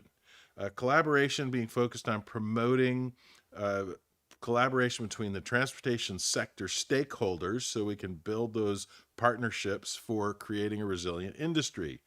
The second is to facilitate knowledge sharing. That's promoting knowledge among stakeholders to support and ensure a secure sector for the future. And finally, to identify gaps and find solutions through workforce development, research, collaborative events, and trainings to solve the shared issues of the sector. So what does that require? Well, it requires groups of people. It requires the ability to come together as a social network, as it were, to be able to achieve and share information, to build trust, and facilitate the operations across the transportation sector. Now, as it happens within the world of sociology, we actually have a theory and methodology called social network analysis. And this helps to explain and understand how those networks operate, how they form, how people of significance or organizations of significance, say a professional association, can become influential within that network. Now, I want to pay attention for a moment at the sociogram that is showing to the right of the slide. The reason I use the word sociogram is this is a little bit different than a link chart. In a sociogram, your position within the network matters. So the more frequently you're in contact with people, the more times you're with them at an event, the number of types of relationships will position you more closely to the center of the network. So the more closely associated you are with people, the more potentially significant you can become. Now, we all recall COVID. Now, in COVID, if this is your network, you're better to be on the outside. The less connections you have, the more healthy you may or may not have been. But the more connected you are. So there are times when you want to be to the outside of these networks, not necessarily closely tied. Now, having said that, I do want to give a caveat. That caveat is when you think about social networks, you might be thinking about, oh, social media. This is not that. Social media and those relationships are one type of connection within a social network, but they are not the bottom line of what makes you most effective. We will talk about that a little bit later in the presentation. Now, you're thinking, or maybe you're not thinking, but have you heard? I thought I've heard of this before. We've talked about this before. Are you familiar with the 6 degrees of separation? There's actually, this says that you can go through 6 connections, well, 5 connections to get to anybody in the world. Now, social media may have shortened that distance, but I would argue that's probably still the same. I would argue that within the United States, you're probably 3 or 4 steps away from anybody. You know somebody who knows somebody who knows somebody. And so we already think about that in this context. We just don't aggregate it to understand it in the world of a social network. There's another website which I didn't reference, which you may have heard about the Oracle of Kevin Bacon. That's one of those things amongst social network scientists that where if you want to see how connected people are in Hollywood, you start with Kevin Bacon. If Kevin Bacon appeared with somebody in a movie, how many degrees or steps away are you from Kevin Bacon within Hollywood? And I believe it helps to validate the 6 steps, 6 degrees of separation.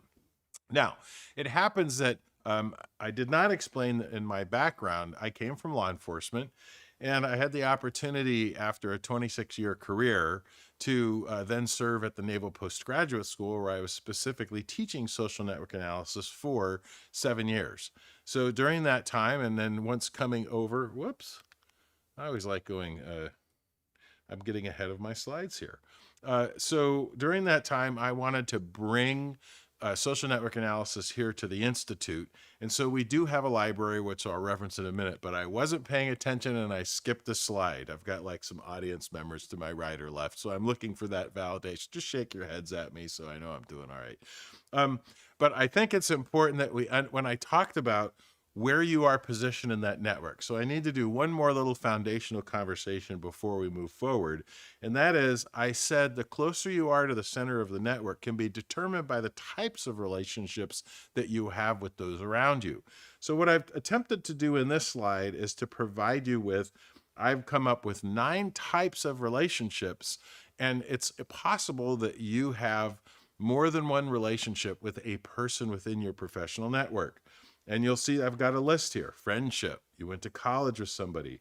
Maybe you served in the military. In fact, I think one of the members of our first panels did, in fact, serve on the military. You meet people in boot camp. You go to trainings with them. You might serve with them in different places, but there's a connection there.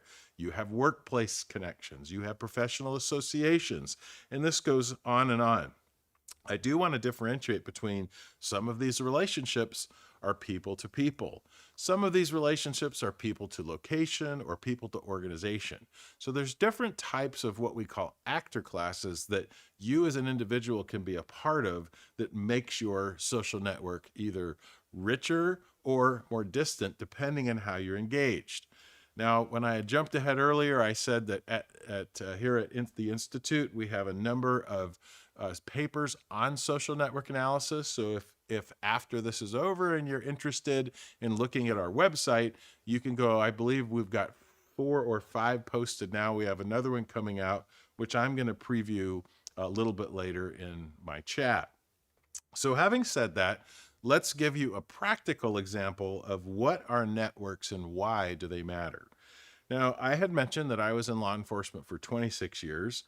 This photo represents 8 of the different kinds of badges I've wore over my time. Started as a police officer, moved up through sergeant, lieutenant, and ultimately in an assistant police chief role.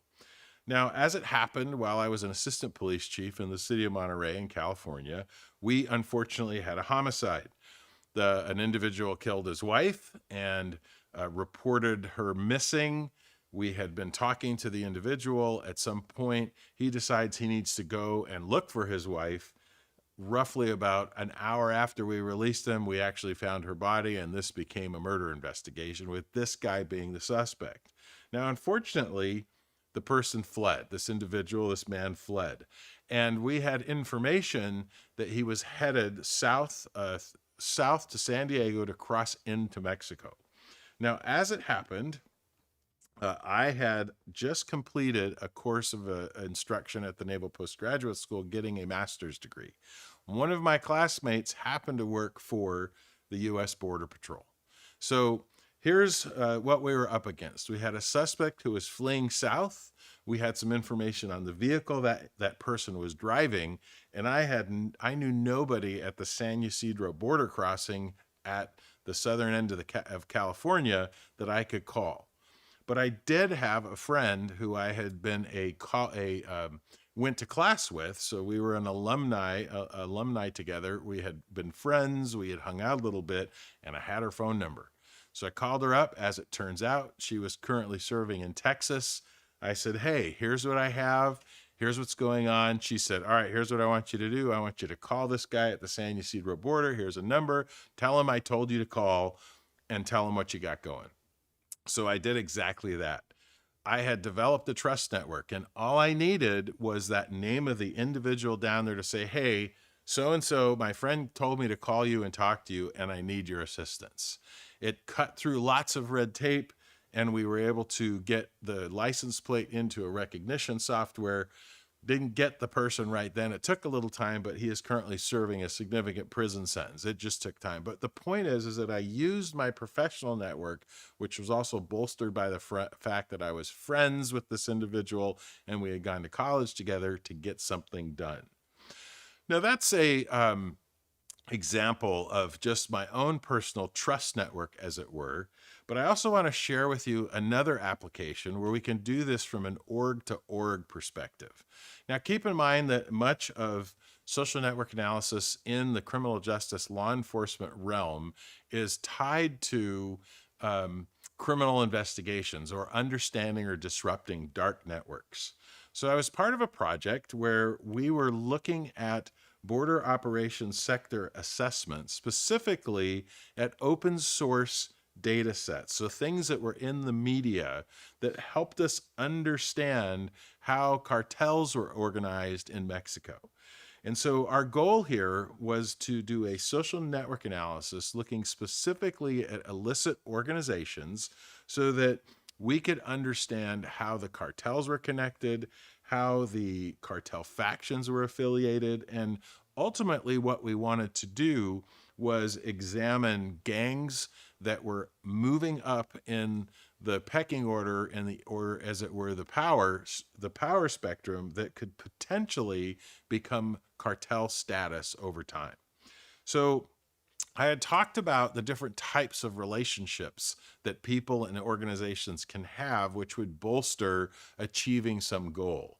In this case, we were looking at 3 types of relationships: who was allied with who was a faction of who, and finally, who was fighting with.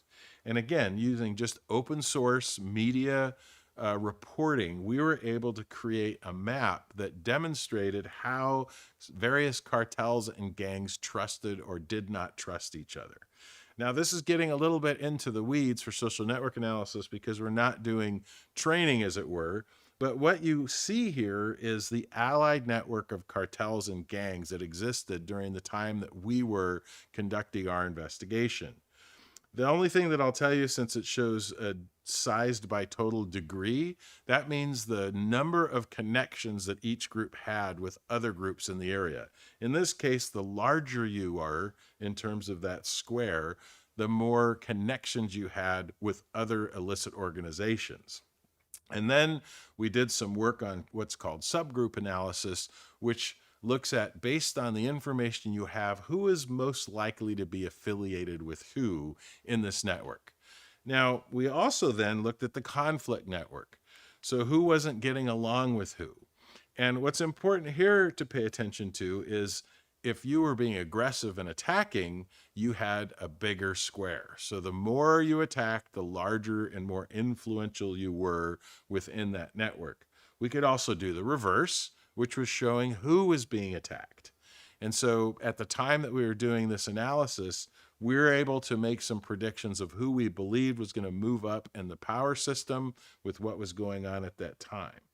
So I've spent some time talking about what are the basics of understanding relationships and social networks, how it was used for criminal justice, law enforcement practices.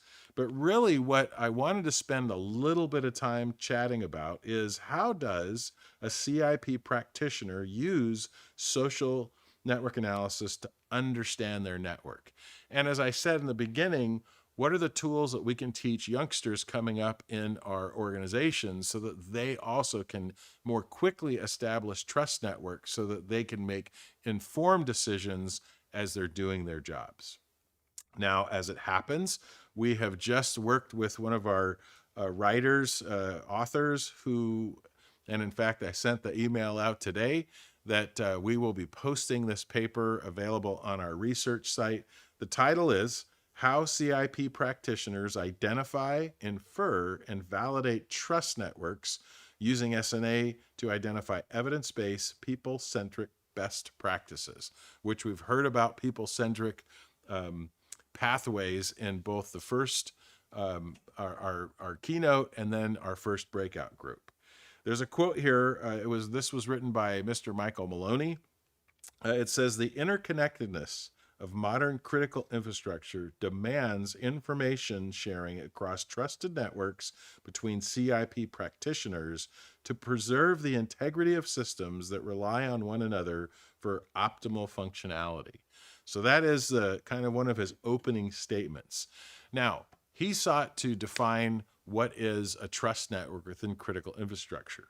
But before we get there, I wanted to share a couple of things for you to consider. So since we're doing this live, and I suspect that we'll be releasing this for people to watch in the future, I'm going to encourage you, if you want to play the game, to get yourself out a piece of paper and a pencil or a pen and start thinking about who are the people that you trust in your network. And then we're going to, at this point, you don't have, unfortunately, the software in front of you to visualize a network into a sociogram, but start thinking about who do you trust. Now, there's two things to be considering. What am I looking for? What word am I looking for as I lose my train of thought? Two concepts that I want you to keep in mind as you think through the people who you trust. The first is that within your networks, you are going to have what's called strong ties and what are called weak ties. So if you are in the visualization that I'm showing you on the right, if you're that center point there between those two clusters, the people who are on the outside might be considered weak ties. They're not people you see every day, but they're people that you have met in the past. In my case, it was the colleague I had who worked for the Border Patrol. We were in class together in 2009. This event that I'm talking about with the murder investigation happened 4 years later, but I had maintained that weak ties. We spoke occasionally, didn't see her every day. So that's opposed to our strong ties, which is the daily engagement with the people around us. Much of the time, you will have a strategic advantage if you have a strong network of weak ties. And in fact, as I was preparing to do the lecture today, I did a quick search and I found a Forbes article from, I believe it was I didn't grab the date here, but this was at least 8 or 9 years ago. You'll notice that the title is Why Every Employee Should Be Building Weak Ties at Work. And so these are the people within your network that you have an occasional engagement with. Maybe you work on a project with them together. Maybe you've been to a conference with them together. You see them occasionally. This is there's been a great study done on how do people find a job. Now, some would argue that for some of our social media sites that upload your resume, you might describe them as where resumes go to die, because you post something on a certain social media site, and does that really grab an employer's attention? It might tell you where the job is, but you're way better off if you know somebody within that industry or know somebody at that company. You can call up and you say, hey, there's an opportunity here. What can you tell me about it? You may not hang out with them all the time because they're a weak tie, but that's a better pathway. And social network analysis studies have shown that to be true. Another thing that we want to talk about as an example of strong ties is I look at where I work, the College of Criminal Justice here at I almost said Naval Postgraduate School, Sam Houston State University. This is what happens when you're lecturing live and you're going for it, and recorded. So I'll probably be made fun about this later. But I've got all these ties within the university. It's interesting because I have strong ties, people I talk to every day, but I was reflecting on my weak ties in the broader university. I know somebody at advancement. I know somebody at IT. I know somebody at procurement. Don't talk to them every day, but I'm working with them enough that I have a trust with them. So if I have something going on that I'm trying to figure out how to get done, I'll call them and they will give me some insight. It might not be the right pathway in terms of following a chain of command or a procedure, but it gets me started. Now, on the flip side, let me just talk about social media for a minute. And with social media, I have a LinkedIn page. Now, I will tell you that once you hit the magic, once you hit the magic 500, you get the 500 plus designation, whatever that means. And I think what happens is that we're driven to connect with people within these social media websites. And so I have lots of connections, but I don't know that I would even consider my social media connections as weak ties. Weak ties to me are where I have had an interaction with that individual previously, a face-to-face engagement that then connects through LinkedIn. So it becomes part of your larger network, but not necessarily within that strong tie or weak tie network.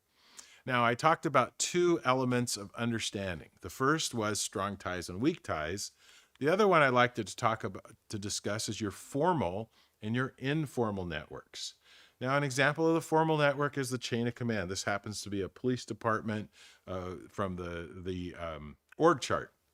And there's a formal network by which things get done, by which things get done. So let me just really simplify that. You have the head of your organization and you have silos. And wait a minute, not silos, but cylinders of excellence. Pause for effect. There was some giggling in the thing, so you may use that. I stole that from, I R&D'd it from somebody else, rip off and duplicate. So you're free to use cylinders of excellence in the future.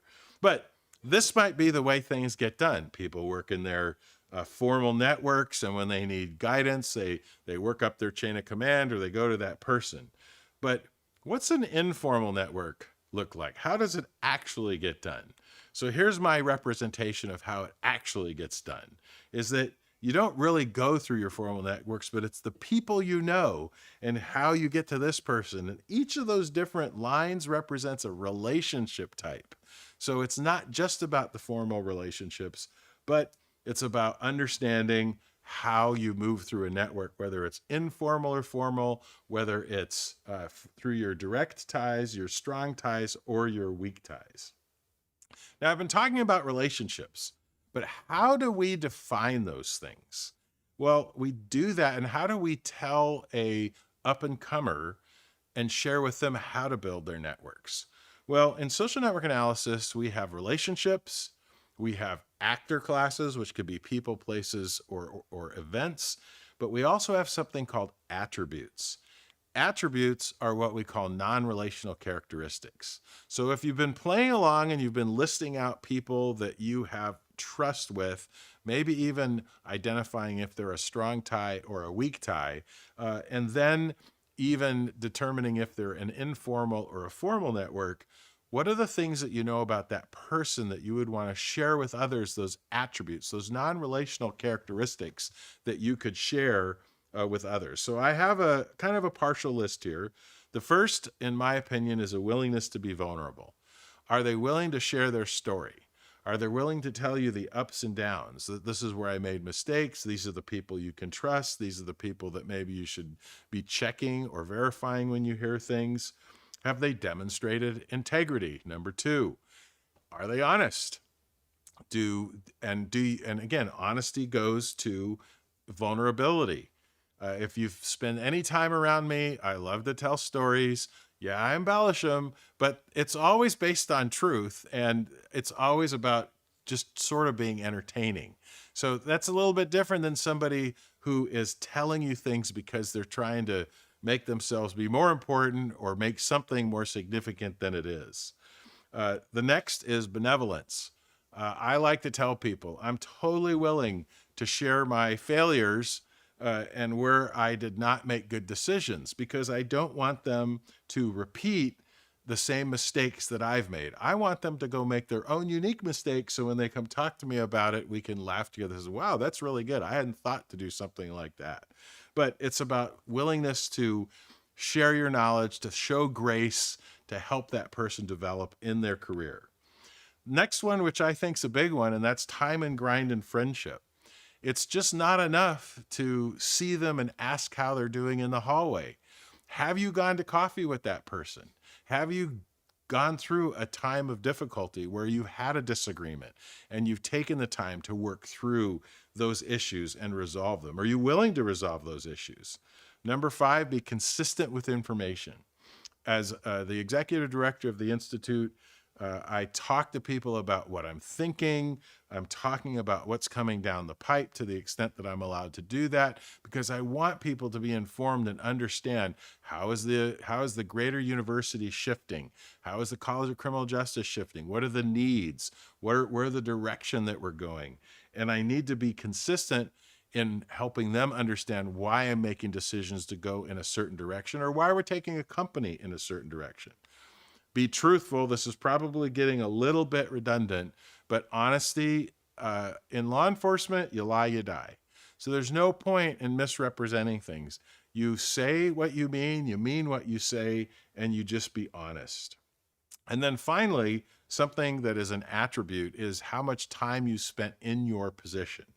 And I've put up Van Gogh's painting, Starry Night, because I want to impress upon folks that what's important to recognize is that social network analysis is an adventure. It's a journey. It's a story. The process of painting requires creativity, requires knowledge of colors, how to mix those colors.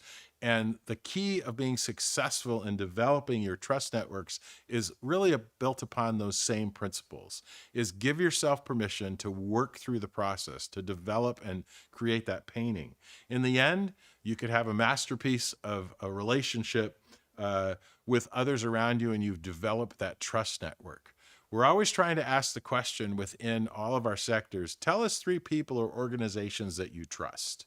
And if you repeat that process long enough, you'll be surprised what you might learn.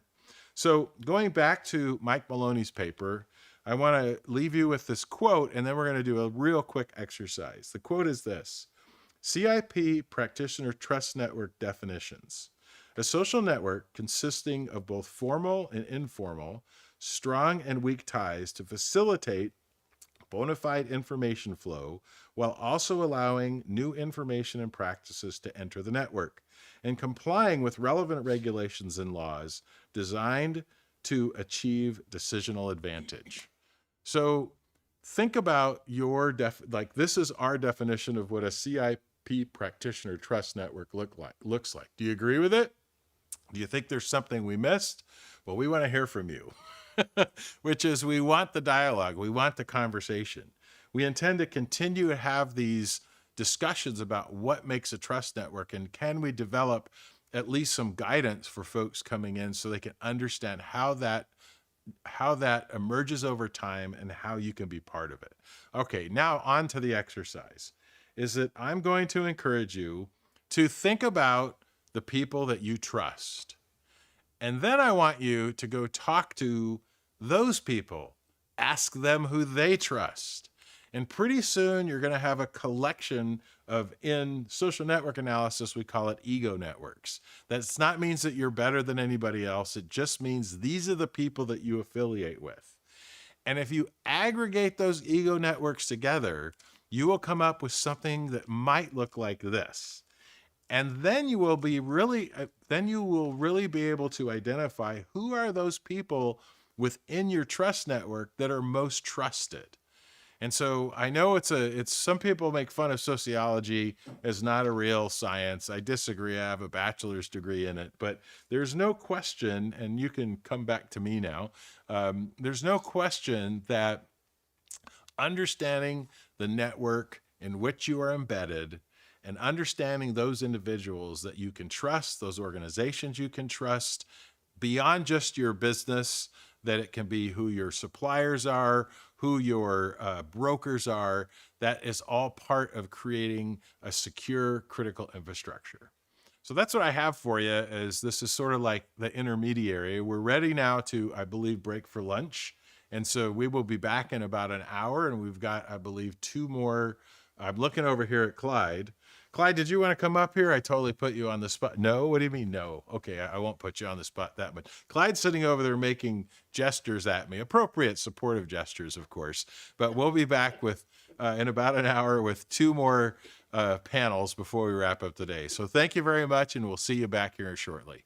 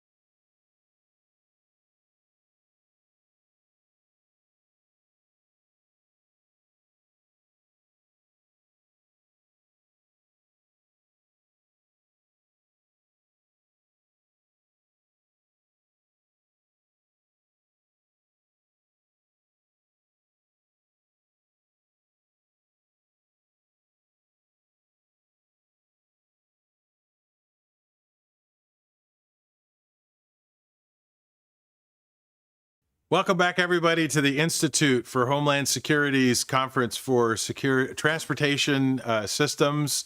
We're going to do a real quick presentation. Myra, can you please come up here? Total surprise. Didn't know it was coming. She said she was going to cry, so I figure if I do it live, her parents can watch. So this is Myra Salas. She is graduating Friday. And she's getting her, yes, we can go ahead and congratulate.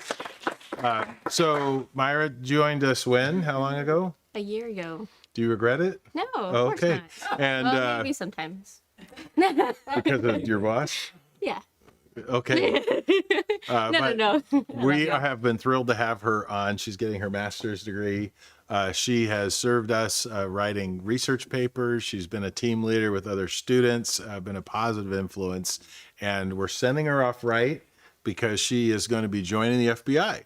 So she's got, employment. Her mother and father are happy, one less person coming back to the house. I'm not going to, you can make fun of siblings if you wish. Oh, but, yeah. I'll make a joke a little bit. Okay, very good. So we typically will honor our graduating students with a Scholar Service Award. So we are presenting this to Myra. Oh, thank you, sir. Woo! And I thought it would be good to do that. Would you like to say anything? I would say thank you all for everything. It's definitely moving all the way from Corpus to San Antonio to Huntsville, slowly leaving. It's definitely nice to have a family, people who look out for you, especially. It's kind of hard when you don't always have your support system around, especially when my parents are 5 hours away. It's really hard. And having people like y'all around me has been great. And it's it's been making me want to continue more on to a career that I'm excited for. So I'm super glad to have y'all as my family and as a work family as well. So thank y'all. Got it. Well, thank you very much. Yeah. And Cindy, come up. I don't have an award for Cindy, but I do want to acknowledge somebody else. Cindy has been with me since the beginning. Wow, it's going to be me. And she's getting her bachelor's degree. So congratulations to Cindy on that. And then you're on your master's. And then a doctorate? Possibly. Okay, very good. Dr. Well, Martinez sounds pretty good. here at the Institute, we've got scholars who are in progress, unfortunately, to include myself, who's working on a doctorate. I just need to write the dissertation. Yes, Ryan, I will write my 3 lines as soon as I get back to my office. But with that, I just want to acknowledge some good work of folks who are part of our team. And you've seen Clyde. You'll see him one more time, but Clyde put this all together. So, Clyde, congratulations. You did well. Okay, he'll be fine later. We'll get him a cold compress. So we're going to go ahead and go get set up for our next panel, but I wanted to just acknowledge some good work of folks and say thanks for everything. We'll be right back.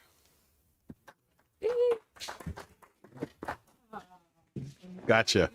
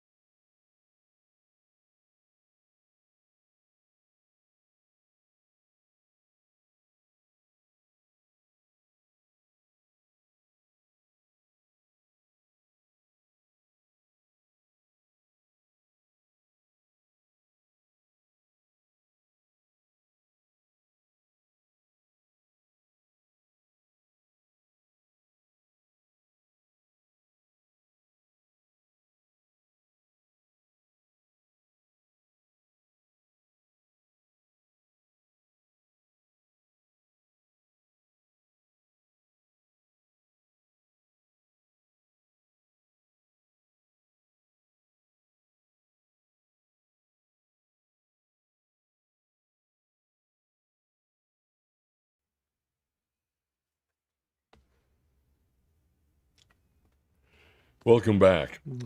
This session is going to deal with operations and financial resilience for small trucking. And I have today Angelica Garcia Davila and Daniel Sandoval from Cocoon that are joining me for this great discussion. I'm going to allow them to introduce themselves and tell you a little bit about who they are and about their company. Thank you. Thank you for having us here. I really appreciate, your time and the Institute of Homeland Security. I also want to thank the GHTA for the invite as well with Liz and what they're doing in the community. But I'm Angelica Garcia Davila. Been in the industry, in the trucking industry or logistics for over 20 years. Grew up in the trucking world with my father and my uncle being in trucking themselves. But do a little bit of everything. So we have asset base, we're a brokerage, we do trucking, and then with strategic partners, we do trucking, ocean, air, rail, warehousing, based in Katy, office in Monterrey, and then we work with agents worldwide. I think we're really good at moving the big and ugly, or I said earlier, the big and sexy, over dimensional, heavy haul, emergency cargo with 24/7, 365. So very passionate about what we do and just happy to have Daniel on the team. And I work with some amazing people. So, Angelica. Thank you. And again, just like what Angelica said, thank you so much for the opportunity to share a little bit more about the knowledge in trucking. I come from started with the telecom companies, went into finance, and then went into trucking, love it, and now with brokerage. Biggest thing for me, it's within this 13 years of experience, understanding from what is behind the scenes in trucking to implementing regulations. It's a whole new dynamic that it's great to share and empower others, from brokers, carriers, anything in between, through the power through the power of this institute and GHTA making an impact. That's something that Cocoon and GHTA were partnering to help. That's good to hear. You folks are involved in just a whole lot. Because when people think about trucking, they think about trucks. You put stuff in it, just shut the doors, off it goes to a destination. But you function not just as that, but you function as a 3PL and a 4PL. Yes. So a third-party logistics, fourth-party logistics company, and consulting and other services. Now, I know what that's from my background in that sector, but can you explain to folks that may not be aware of, what is a 3PL or a 4PL? So, again, I always have said, do what you do best and outsource the rest.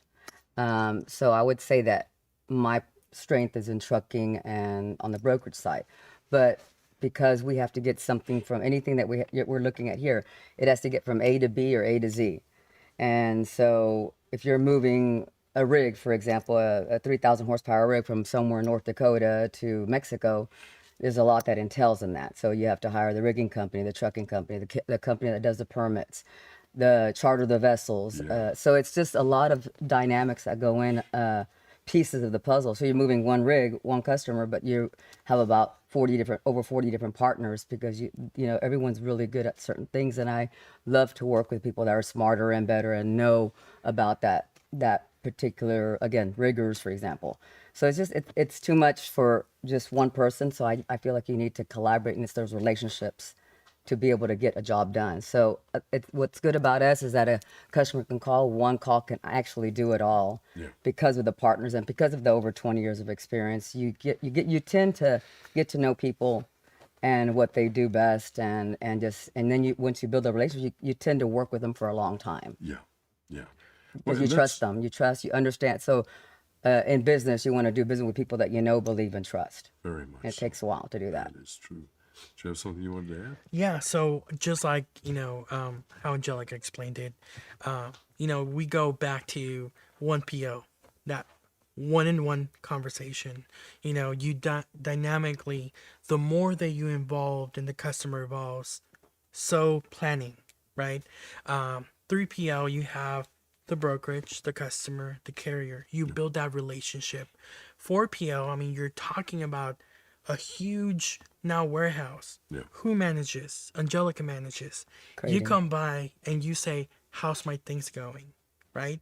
And then the carrier is here saying, my gosh, this is a lot. Who manages this? And they see you and you have this peace of mind. Everything is good because of Angelica's effort on providing effort. that service. You know, I say Angelica, Team. but it's all Cocoon. Yeah. But you know, at the end of the day, the customer will see Cocoon does the great job in moving and providing warehouse. So just to, you know, further explain the But I 3PL. appreciate that. But I wish I can't do it all on my own. I Yeah. don't want to do it all on my own. I'm very happy.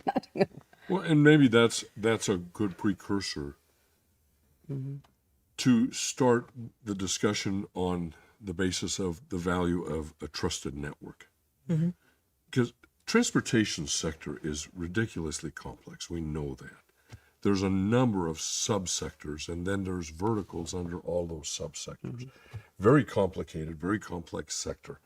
And to move things from maritime, first things come in on the ship, they get to the port. Let's say they get to Manchester Terminal, and then you're going to have a Gulfstream Marine or somebody down there working with you. You've got the stevedores, now you've got drayage. You've got to get this either to warehouse or to the rail. So it becomes a very complicated process. On-site crating, get all the paperwork ready for customs, importation, Exactly. exportation, Oh, yeah. documentation. Very complicated, and so you have to have a good trusted network.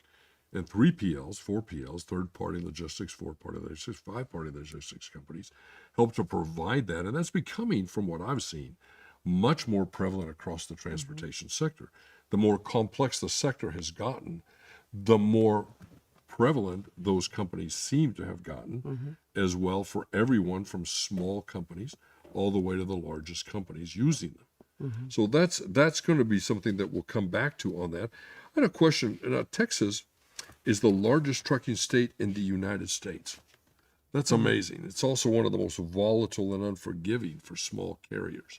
I mean, Super heavy regulated. It's tough. It is very heavily regulated here. They in love Texas. to make it difficult, but Boy, I'm telling you, and for fleets that have 10 trucks or less, it's becoming very, very tough.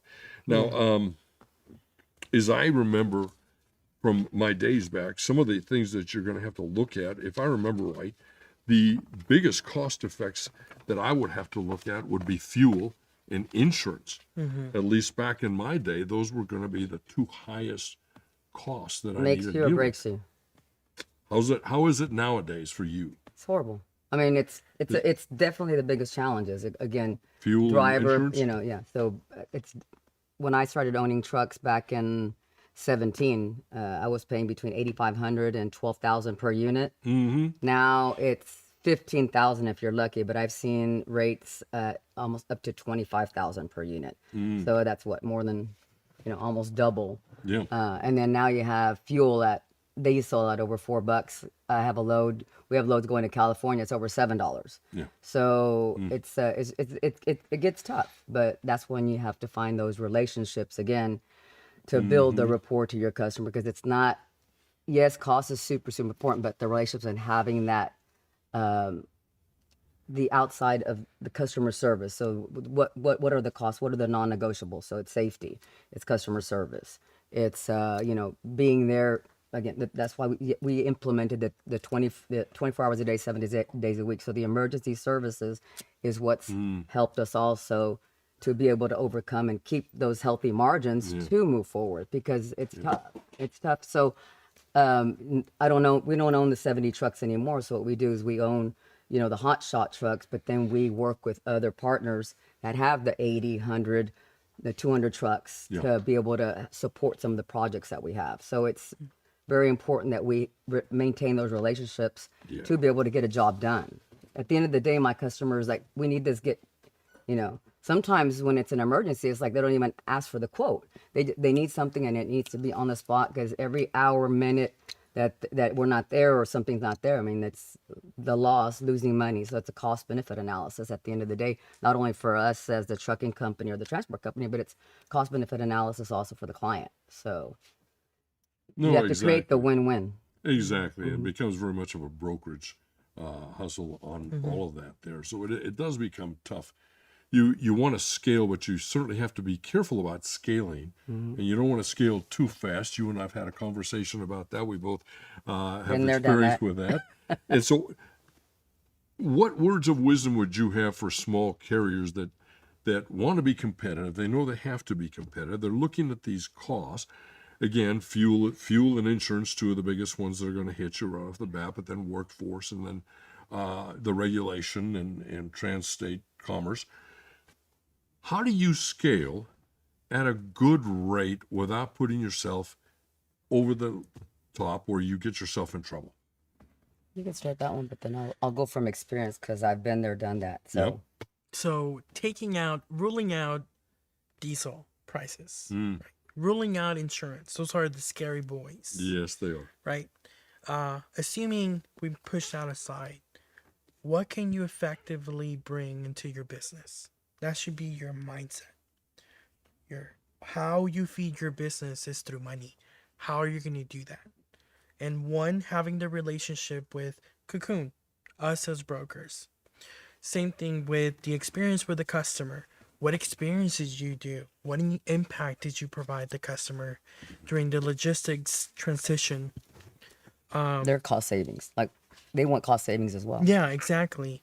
And the third one, I know we want to factor the per mile basis on whatever run we do, but let's stop and consider if this is a great opportunity with the network that I have with my brokerage. Would it be a possibility where Cocoon or any other brokerages out there say this carrier is going to take more loads because I really love their communication, and they're going to bring out their CSA scores with their inspections, maintenance for their vehicle. All that information is very important because we as brokers, we see what the company does whenever they get inspected on the road. So having that communication outside from the big hurdles that we have from insurance and fuel, but providing that customer service and being able to be a partner for the brokerage and that customer. It's what's going to set yourself apart from the rest. So I was telling you earlier that in real estate, it's location, location, location. But in our industry and others, it's innovation, innovation, innovation. It's about, aside the customer service and the non-negotiables of safety and customer service, it's the tracking, it's the live, the customer being able to pull out, your phone and being able to know where everything is, minute by minute. So it's important that they have that visibility. And if I was going to talk to a trucking company that was to start with one truck, one of the things that hurt me in my business when I did have the 70 trucks back in the day was I grew too big too fast. So it's important to have the contracts in place. It's kind of like it can be a chicken and egg. Yeah. So you want the trucks, you have the business, but you need the trucks, and it can be vice versa. So I would go in as one or two, and I would go up to 5. That's where we are, like 5 max. Anything outside of 5 for me personally, I have to have the right partners, the asset, the diesel mechanic. I have to have the safety guy. So there's a lot of components that I would need to have in place to be able to, go more than 5. So you're at a 1 to 10. So have the contracts and have the MSAs to be able to scale your business. Don't overextend yourself. Yeah. And then then you're going to be in this little, and it just gets very difficult with the rising costs and then how heavy regulated we are. And it's just, know your numbers, know your numbers, know where you need to be per mile minimum, and you can't go for that, or what you need to make per day. And just sometimes you have to go, what's my monthly cost, and just kind of work backwards. So what I have to pay a year on the insurance, what I have to pay, the drivers weekly, or what I have to pay, and then work backwards and say, this is what I need to make every day, 5 days a week or 7 days a week. Well, in the environment that we've got in Texas right now, small Texas carriers often lose money, not just because the rates are low, but because bad lanes silently destroy margin for you guys on that. So with freight volatility being what it is and what we know it is, has made inconsistent lanes financially dangerous. So how, especially for long haul, interstate travel, That I know you guys know about, especially high congestion areas like Houston or Dallas or others. What would you have to say about doing that, prioritizing? Because you want to run lean, not blind on this, right? So how would you tell us something about prioritizing repeat lanes over spot freight or some of the other stuff, or backhaul desperation? Spot rates are very interesting. And unfortunately, there's no data for Hotshot. Hotshot is a brand new, On the spot. expedited, what we've seen, expedited move, Yeah. versus the old boys, which is, and I'm sorry if I keep saying boys, but, Old girls. and girls. Oh, girls, Yeah. we're all among friends. But dry vans, reefers, flatbed, that's information that we have. Unfortunately, we don't have it for expedited, because in the realm of transportation, expedited could be LTL, it can be sprinters, it can be box truck, it can be hotshot, and reclassifying those takes a minute, right? We have so much information for those big commodities that we're able to track. Now, going to your question, On the spot per mile. rates. On the per mile. Yeah, on the spot rates, you have to look at what's the trend going on right now. And let's say me and most out there would be hotshot. They don't want to invest in the big rates. You have to know what are the trends going on from the flatbeds to what I'm able to move. Keeping in mind that I might not be a CDL driver. I may be a non-CDL driver carrying less than 26,000 pounds. Yeah. Yep. So understanding that, and I'm not going to get rich from this month to the next. Understanding those goals, right? And knowing, okay, if I did this lane for $1,000 and it was very good, increasing it to 200 might help, but it has to make sense. But on the those lanes that are the consistent lanes where the dead freight. Yep. So when you're going, it's the way we position is that we have a depending on, so Colorado, it's going to be different than going to New Jersey or Miami or to California. So you have a line haul rate. Yes. And depending on, is there going to be a backhaul or not? So, and then that's why you have your amazing dispatchers to help you. Okay, you have the front haul, but okay, we need to find the backhaul and kind of minimize your deadhead, minimize your empty miles. Yes. So we have the per lane, so the per mile, depending on where we're going, and depending what the capacity, the supply and demand is at that location. But we're keeping the fuel. So when you own your assets, keep the fuel separate. So as it changes every Monday, the national fuel surcharge changes, so you adjust. So you have your fixed line haul, then you cover yourself by adding the fuel surcharge, but then you also make sure you have to include all your additionals, all that small print that we have when we quote. You have tarp rates, you have detention. So for long haul, detention over 2 hours, and it can be anywhere between 75, depending on what kind of equipment you have. Yes. 75 to 150 an hour after 2 hour wait time. If it's local, they give you an hour. Yep. Sometimes they'll give you 30 minutes, and every 15 minutes they're adding $15 or something like that. Yep. So take into consideration your tarp, your disclose your detention, layovers. You also have to include, if the weights and dimensions change, the rate is subject to change. Yep. If there's construction, you have to reroute. You also have to take consideration to that. So you do all your full disclosures in addition to your line haul and your fuel. But then you say, anything that I didn't disclose, it's going to be mutually agreed upon at cost plus 20. Yep. So that helps with that. And then if you do the front haul and you don't have a back haul, that's when you get your team to work on the back haul. Yep. Or if even better yet, you get those customers that will pay the front haul and the back haul. That So is good. that's kind of the goal.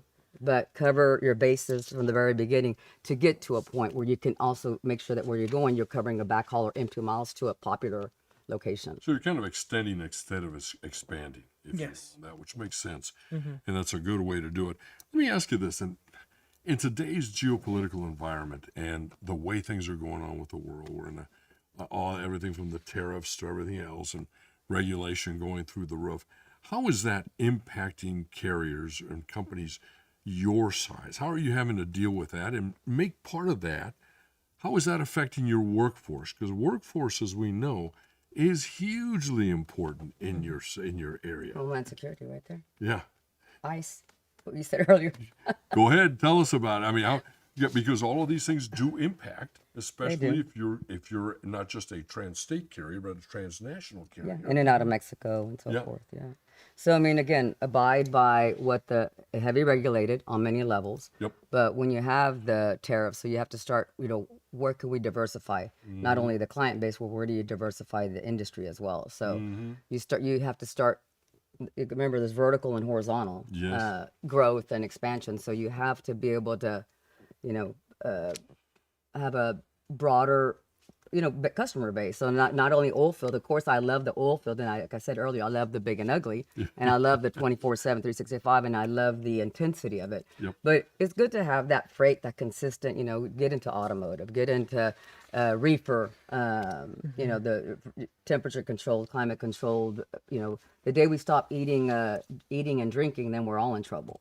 So it's good to be able to diversify again the customer base, but the industry as well. So that helps, kind of, with the tariffs or any changes that happen, which in this industry, as you know, heavily regulated. But there's always changes. There's always something going on. Always. You have to speak English, be fluent in English. So there's just constant, adjustments that we have to have, and you have to be ready for it. And what would be the advice that you guys would give say small carriers that are getting started, 5 trucks, 10 trucks?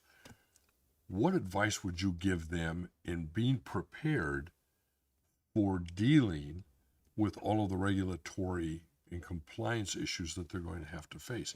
How do they prepare for that?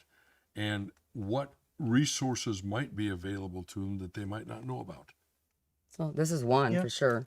GHTA, the Great Houston Trucking Good Association. plug, good plug, good plug. Advocacy, there's education, and then Liz also will the like strategic that. partners. So it's having those relationships and those resources to be able to go out, and you're not alone. You sometimes feel alone, Yeah.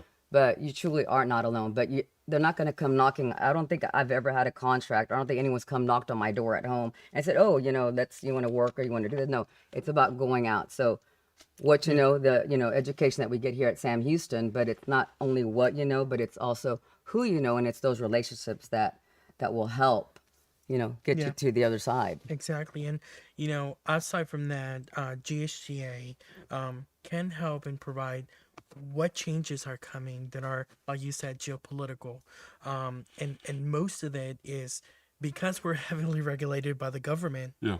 Anything, it's moved. Anything that, the transportation does, any changes in government is shifted. So biggest thing is right now the trend of the market is soft.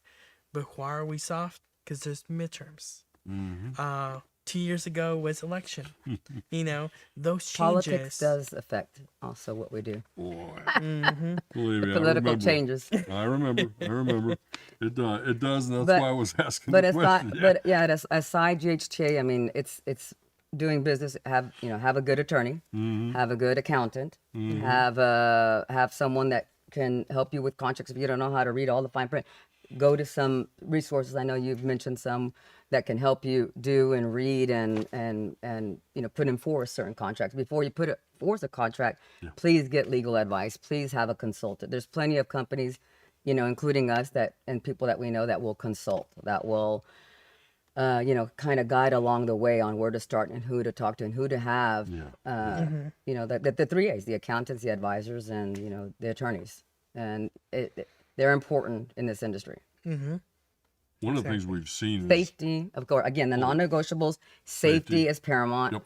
Safety. When we have to go do presentations, especially oil and gas. I mean, it's the first thing they don't even want to know. Angelica Garcia Davide. They don't even want to know Cocoon. It's the safety moment. Absolutely. You walk in and it's what's the safety moment. So again, there's non-negotiables. Well, I see Clyde over there nodding his head. He came out of oil and gas. He understands. I mean, that. what and that are is you very doing true for for my safety? petrochemical background. Yeah, safety is going to be the big issue right now, and we know why. You can replace trucks and fuel, and you can replace drivers and human lives. So Well, that is true, but even for that, as important as that is, and we know that that's the most important, there's still the issues of liability and legal ramifications, which become manifold the smaller you are, because you lack some of the protective measures that larger enterprises have. So that becomes another risk vector for smaller companies, is all of the trucks that are on the road right now. Now you've got autonomous vehicles. Now you've got massive road construction around cities like Dallas or Houston or others. And let's face it, when you've got rigs out on the road and you've got a lot of road construction and a lot of cars out there, it makes for a very volatile environment.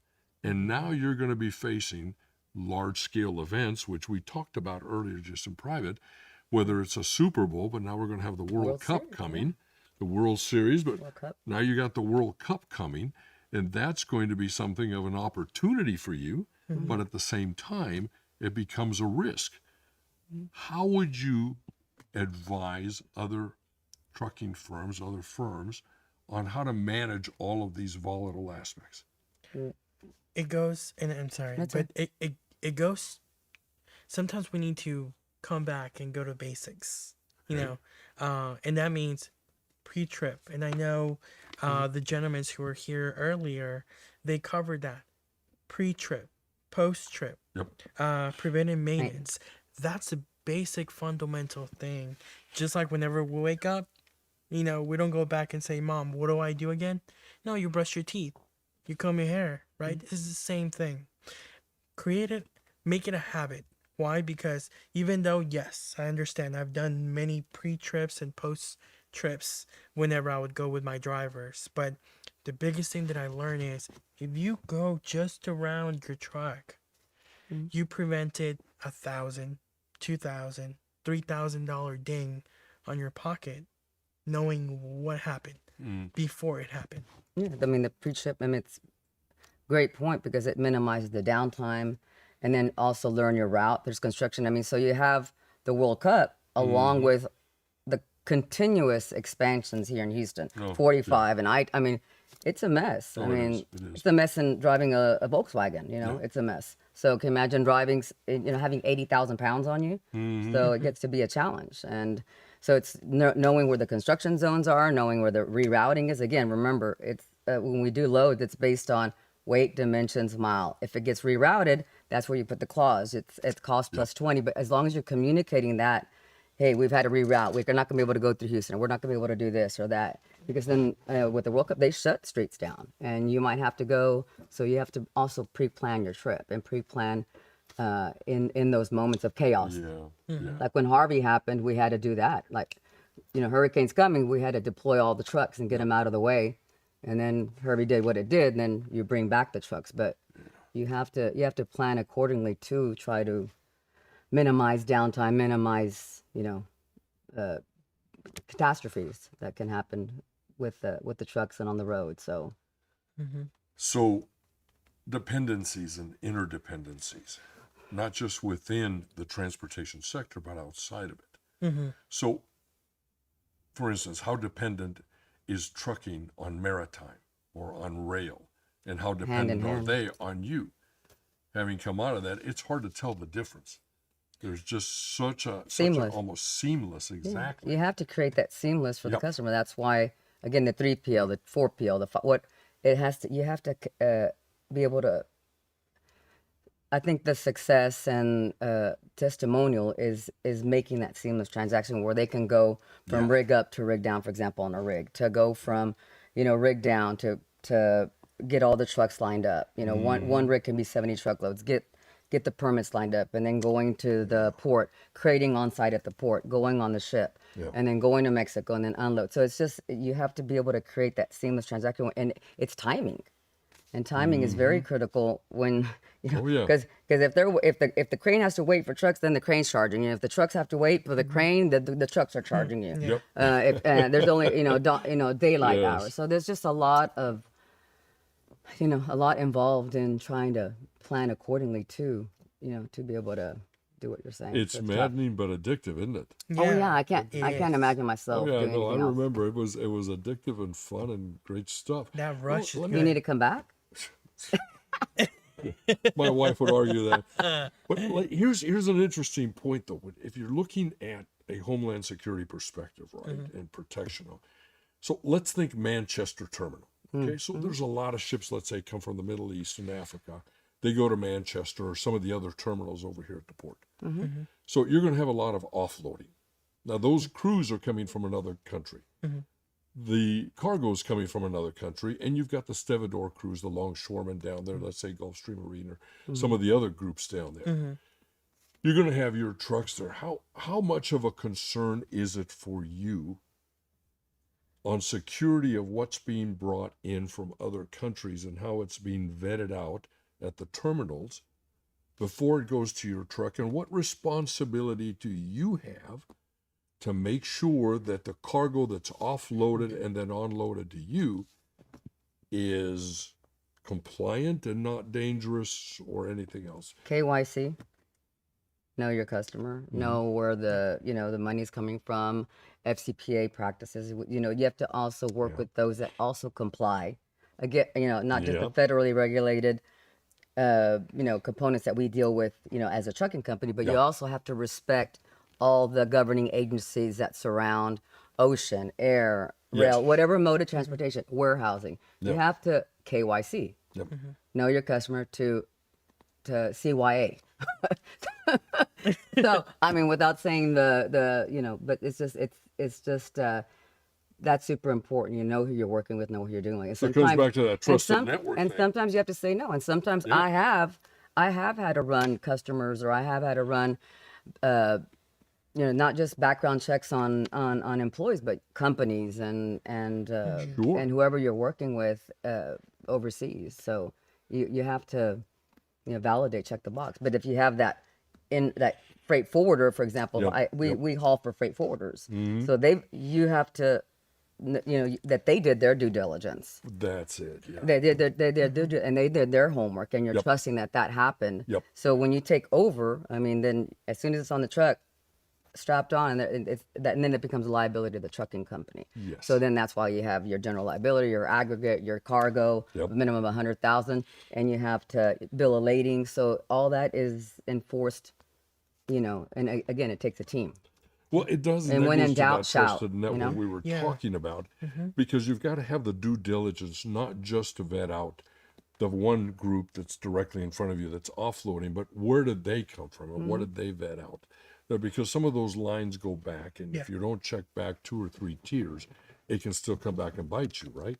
So it becomes a real due diligence kind of thing for risk reduction. I know you're doing risk for the company, so it becomes a risk reduction for the enterprise to be able to do that. On that, you kind of head up the technology end, don't you, for the company? He's done great. Yes. All right. Tell me a little bit about that in cybersecurity and digital resilience. What are you doing and what are you facing for that? So during the operations 2.0 of Cocoon, Sink or swim. yes, literally. But no, one of the greatest thing that we've implemented, and with asset team effort with Angelica, now we're expanding our team. Great Ari, it's with us, and Edie. One of the things is implementing that vetting process for the carrier, covering my biggest responsibility, which is Cocoon. And I've told within a lot of conversations with Angelica, I told her at the end of the day, feelings are not important. My asset is important, right? And that asset is vetting carriers, making sure we have firewalls from firewalls, not having what we're experiencing right now, phishing scams, or protecting or giving closing the gates through something called MFAs or multifactorial authenticator, which the previous panel talked about it. But that's very, very important, covering that, because if there's any loophole that anybody can come to, can target and get your information, and then to use it somewhere else. Because fraud is right now, it's just really big out there. It is. People are saying that they're a trucking company, or they're a brokerage, or therefore, and then we've had loads held hostage, or we've had loads Really? Yeah, it's So tell me scary about that. stuff. Tell me about that. So, it goes back to making sure, and this is where policies come into place within the company, and making sure that we follow the steps. Whoever is it that, maybe the vetting process for a carrier didn't come through.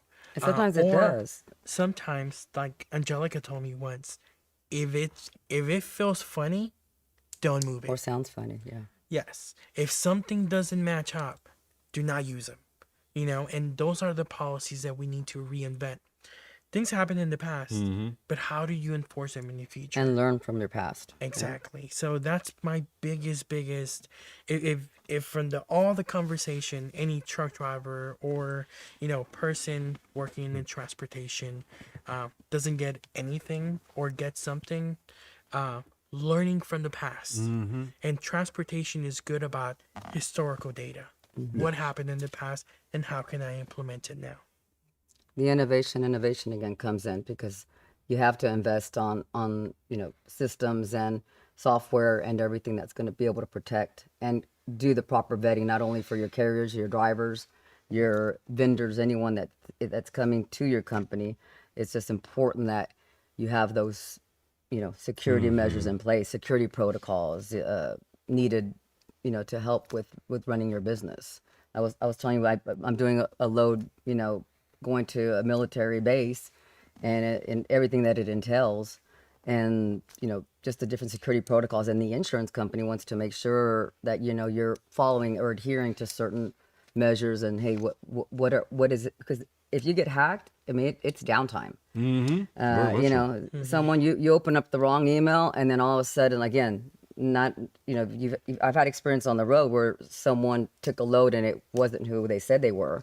But then I've had also, in my over 20 years, someone opened up an email at the office and it just, it was very scary.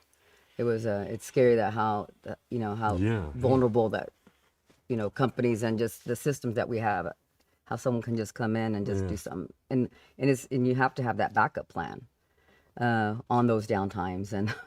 And sometimes it just gets really hard, So two important things I hear from that. Number one is your due diligence on third-party suppliers for anything IT, which is super important in any sector, is do your third-party vendor due diligence on that.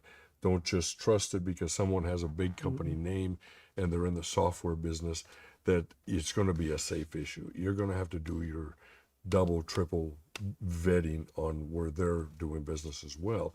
The other part of it is the people part of it. Because the technology generally isn't the problem on this. It's usually a people issue. Somebody was either negligent or careless. They opened up an email or they left something open that they shouldn't. It's a window, it's a door, right? Or occasionally it's an insider threat, an employee that's disgruntled or something. So it becomes a people issue. How do you work with your people and your vendors to try and close those gaps where it's people, not technology, that you're concerned about? Within our restructuring of operations, customers, they do have their logins to make sure what is it that transpired last year or this year, making sure what was the routes, comparing that information. If they have somebody else, they need to request a login for that personnel, confirming that information. But it starts from the very beginning. Whenever the customer comes in, give them all the resources from basically a basic application, making sure that that customer or that company, it is who it is, confirming that information through resources. But at the end of the day, one thing that I'm certain about is people buy from people, not from machines, right? So Good point. we need to understand how to envelop that information from, yes, I'm gonna get it from you, but I need to check my own thing, and making In-house. sure that we do the right steps. And yes, we'll partner up. I did verify you're a legit company, right? And then we'll move forward. So But it- that's the biggest thing. And as technology advances, also hackers and scammers have to advance too, because they're trying to see how they can, go, where's the gray line. So I know you've put in place a cocoon, just different, with our software, with our systems, to be able to, again, the MFA that you talked about. So I know there's been a lot of improvement, even with vetting. So I think we've gotten a lot better with vetting, like who's going to be touching, our freight or working with us. Exactly. So- And it comes with, just like I mentioned before, through inspections, through your at their CSA CSA scores, the inspections they do on the roadside. It's, take it serious whenever they stop you. And if they tell you, hours of service, keep that in mind. Hours of service, this is the third time. It tells you something, right? There's a blitz coming up in the road next week.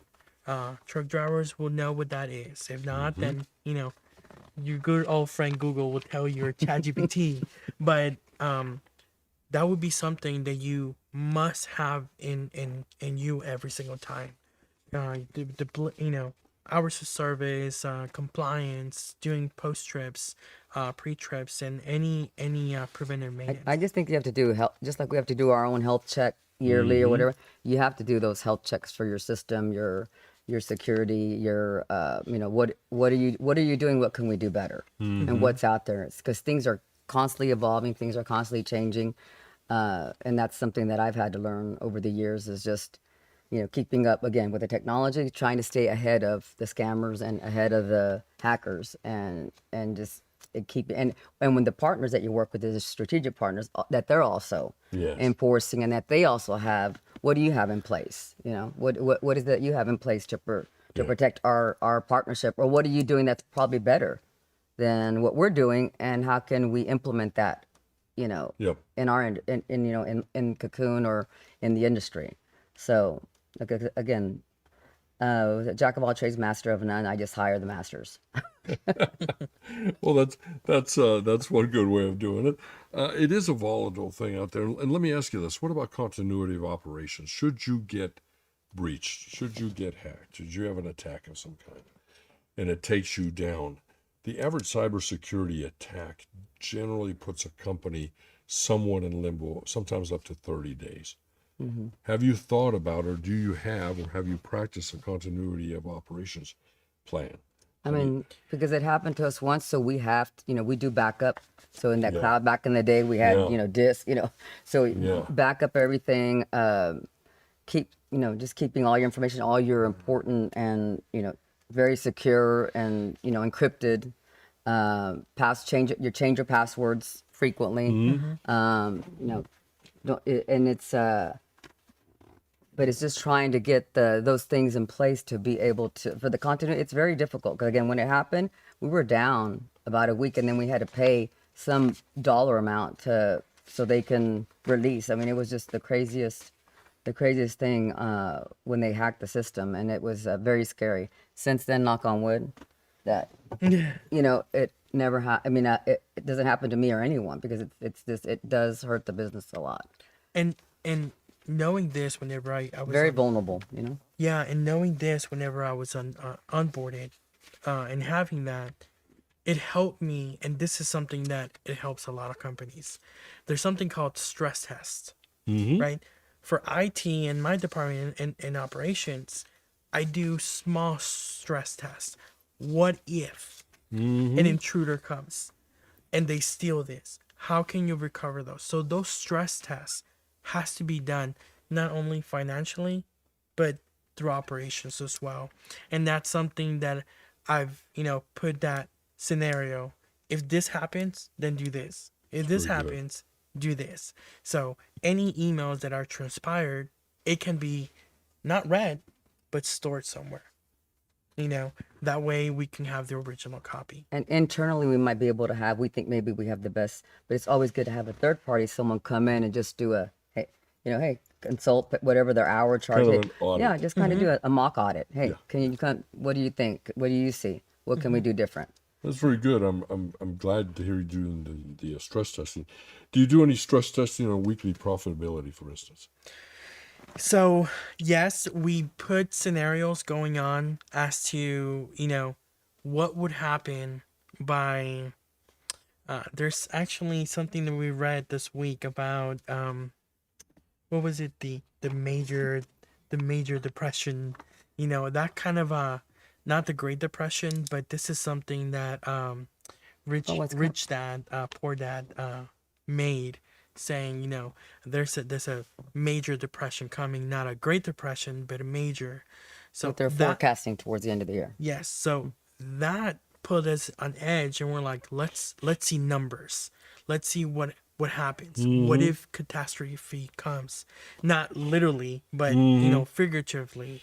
So we talk about those numbers and making sure this is what we're going to be doing. So it's always good to have those plans.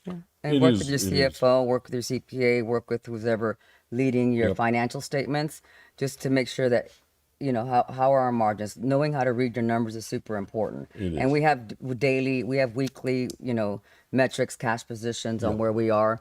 Like sometimes we have to say no because it doesn't make sense. There's not, Oh, exactly. so there's a job cost analysis. Like Yeah. when you're going into a project, is this gonna, what is gonna be the forecasted margin?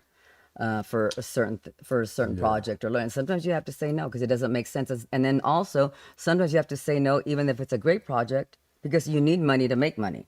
So, and the best time to go ask for money is when you don't need it. When you need it, don't go ask for money because they're just, so it's very important to have those relationships with your bankers, factoring company. If need be, at the beginning, we rely on factoring companies to be able to buy the receivables, to be able to sustain your business and sustain cash flow because the drivers need to get paid weekly. You might have net 30, net 45, but drivers need to get paid on Fridays. And then, when us employed, we need to get paid every 2 weeks, bi-weekly. My customers don't, we pay in 45 days, sometimes 60. And it gets tough on cash flow. So it's constantly trying to, Yep. APAR and just learning and just weekly, and credit is very important in the industry as well because they have to know that you're paying in less than net 30. Our goal right now is to make sure that we're paying in 21 Yeah. Oh, because it's good. super important. good. Even though we get paid in net 30, but the only way we can do that and pay in net 21 is to have those gross profit, to have those margins. So constantly working on improving the customer base and working with those customers. And sometimes I have to have someone, if we have multiple customers, my CPA or my CFO will say, this customer's just not really making any more sense. You're doing, it could be volume, but sometimes you can move one load with the customer and it's what 100 loads did. So you have to start, weighing, okay, what's going to be good for your business or what is it you're trying to do? Well, there's a big difference between top line revenue and bottom line revenue. Very much. And that's where a lot of the smaller firms that might be listening to get, some wisdom from you guys can learn on some of these areas on how to watch themselves because as we've discussed, these are some of the areas that will catch them unaware and really hurt them where they weren't even understanding what was happening. So for instance, if you're going to do stress testing, just 3 of the ones I've used: break even cost per mile, weekly net, not gross per truck. Insurance plus fuel is a percentage of revenue. Just simple ones that you can run every week to just kind of test and see where you're at before you get in trouble, something like that. Because there's so many line items. So Oh, there are. normally, normally, excluding the fluctuations of the fuel, Yep. but normally a goal in trucking when you own your is making 1,000 a day. That's normally what, and then from the 1,000, that's your top line that you want to invoice. But then you have to start to, what when you break down again, working backwards, what your truck payment is or your insurance payment, working down backwards, and what do I have to make per day, and deduct all that from your 1,000, paying the driver. What is the owner, or what is it that you're left with after you pay the truck note, if any? What comes after you pay the insurance note, the fuel, the driver, and then also putting aside about 10-15% that cushion for a rainy day, because rainy days do happen in this industry. It's not if, it's when, and you have to be ready for the win moments because And tire blowouts. yeah, and one of the biggest thing is those are for carriers that are out in the road. Now, let me step back and say, how about the carriers that are just starting? They're already 15,000 in the loophole, and they have not even driven Yeah. at all. They just came out and they're gonna say, "Well, John, Angelica, I just paid my deposit for the insurance. What are you talking about? Me dividing? I'm not doing anything. I'm still at Yeah. X, Y, and Z restaurant, and I'm trying to survive, but I don't have a driver, and all those questions come up, and that fear, it's coming through the business, and the only thing that they have had experience in trucking, it's fear of losing money, fear of losing time, Yep.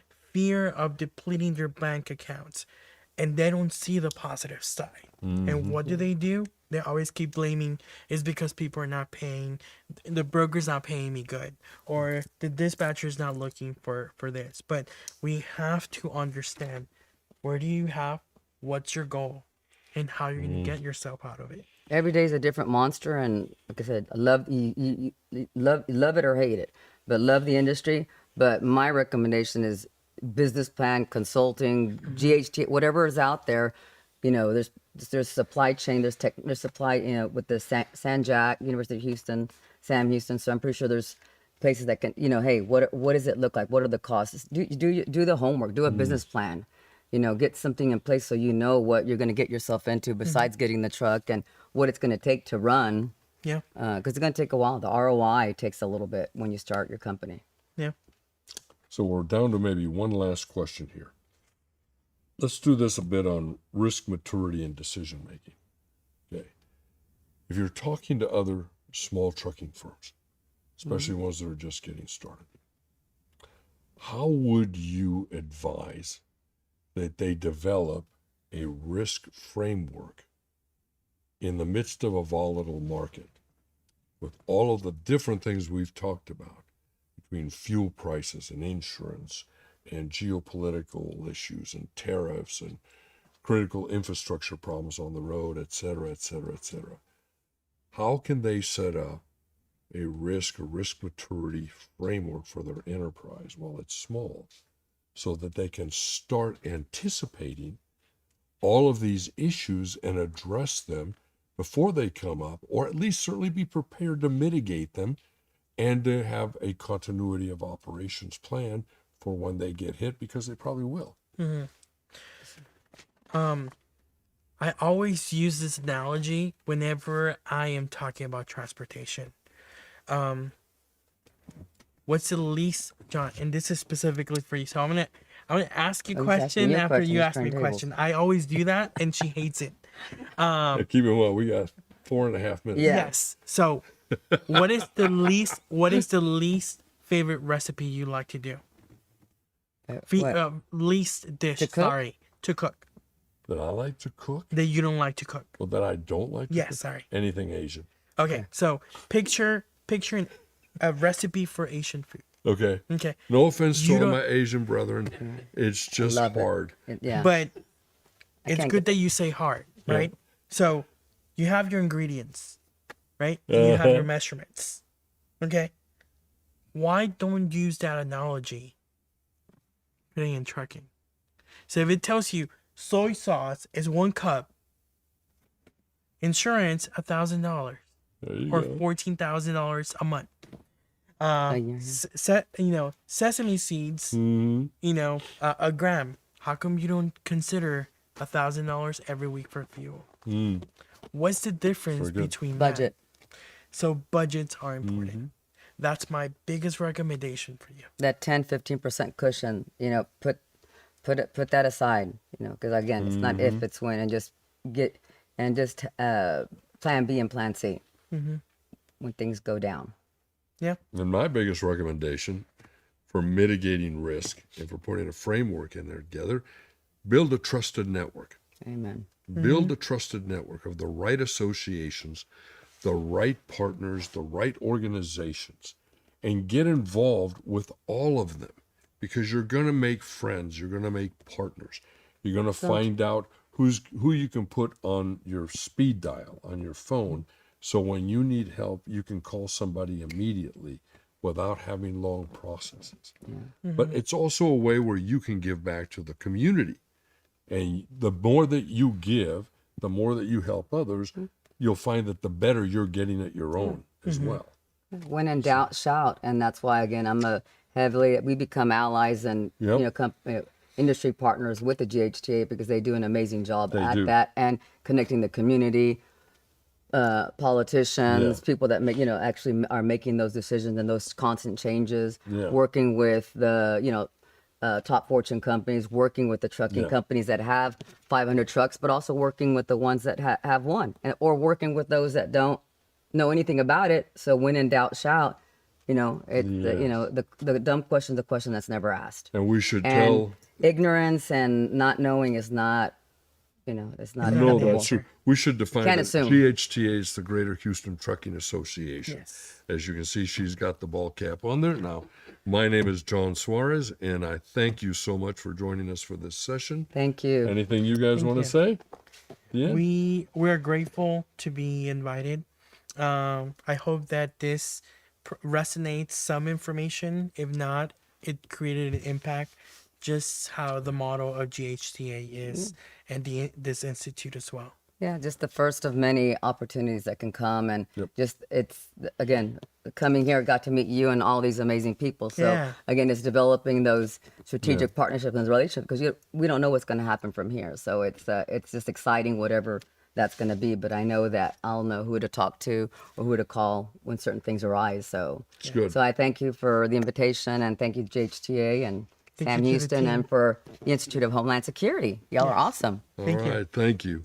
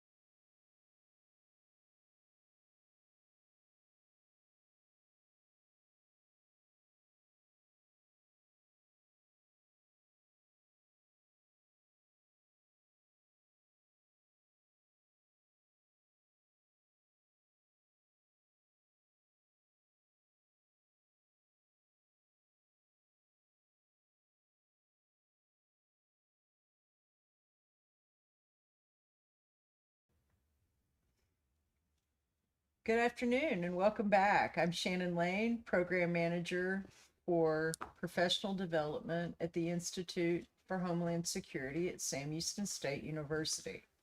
Sure, you're all very familiar with who we are by now, but I just wanted to give you that update. Today I have 3 panelists before us that are going to give us some real world practical examples, and I'm very excited to introduce them. It's my pleasure to moderate today's panel. Our panel is called Infrastructure, Hazmat, and Safety Challenges. This discussion brings together, again, a diverse set of real-world experiences across transportation, infrastructure, and security, areas that are increasingly interconnected and critical to both public safety and economic stability. The perspectives you'll hear today are grounded in practice, shared experience, and focused on challenges that we are actively working to address. I'd like to introduce our panelists. Our first panelist up is Glenn Masters. Glenn brings over 30 years of experience in loss prevention and security management with a deep expertise in global supply chain protection, international transportation, and e-commerce. Glenn has held both executive and management roles where he has built security and loss prevention programs from the ground up across multiple organizations. He is also the co-founder and former president and board chairman of the International Supply Chain Protection Organization. A recognized speaker of both law and enforcement and private sector audiences, Glenn is also a published author on global transportation security. He holds a master's degree in criminal justice from the University of Cincinnati and a bachelor's from the University of Texas at Arlington. Welcome, Glenn. Thank It's you. good to see you. Appreciate it. Great. Thank you for having me. Welcome to see you. Next, we have Kelly Lynn, and Kelly Lynn brings a unique and critical perspective on the front lines of transportation industry. As a professional driver and advocate, she has spent her career not only operating commercial vehicles, but also representing the voices of drivers from across diverse audiences. Over the past several years, Kelly Lynn has worked extensively in the hazardous materials sector, transporting highly regulated and high-risk cargo, including hazardous waste.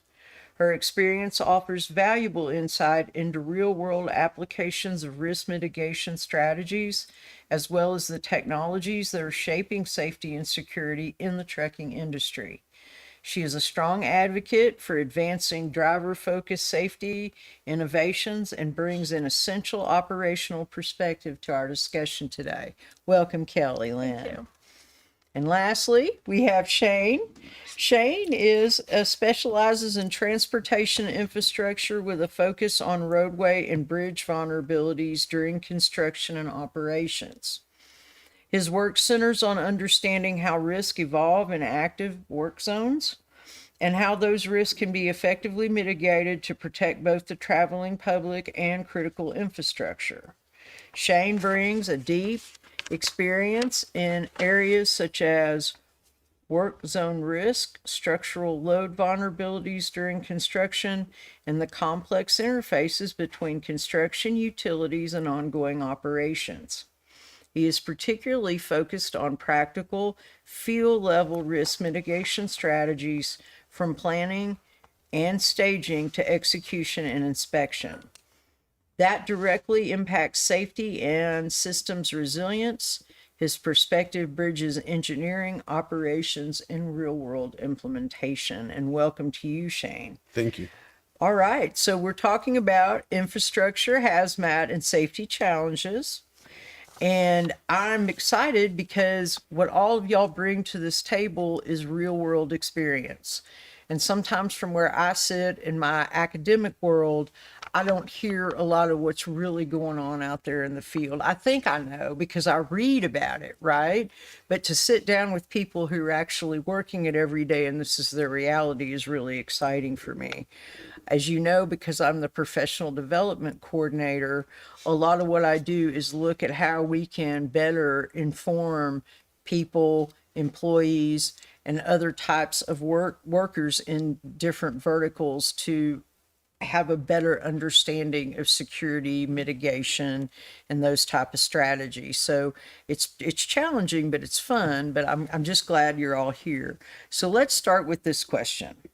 What is the most overlooked risk in today's transportation system, and why does it matter now?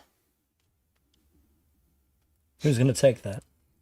Yeah, anyone? Who wants to I'll start? start. And I actually have two. I think the first one is the lack of investment in our next generation that's coming into this industry. And keep in mind that I'm the boots on the ground perspective, right?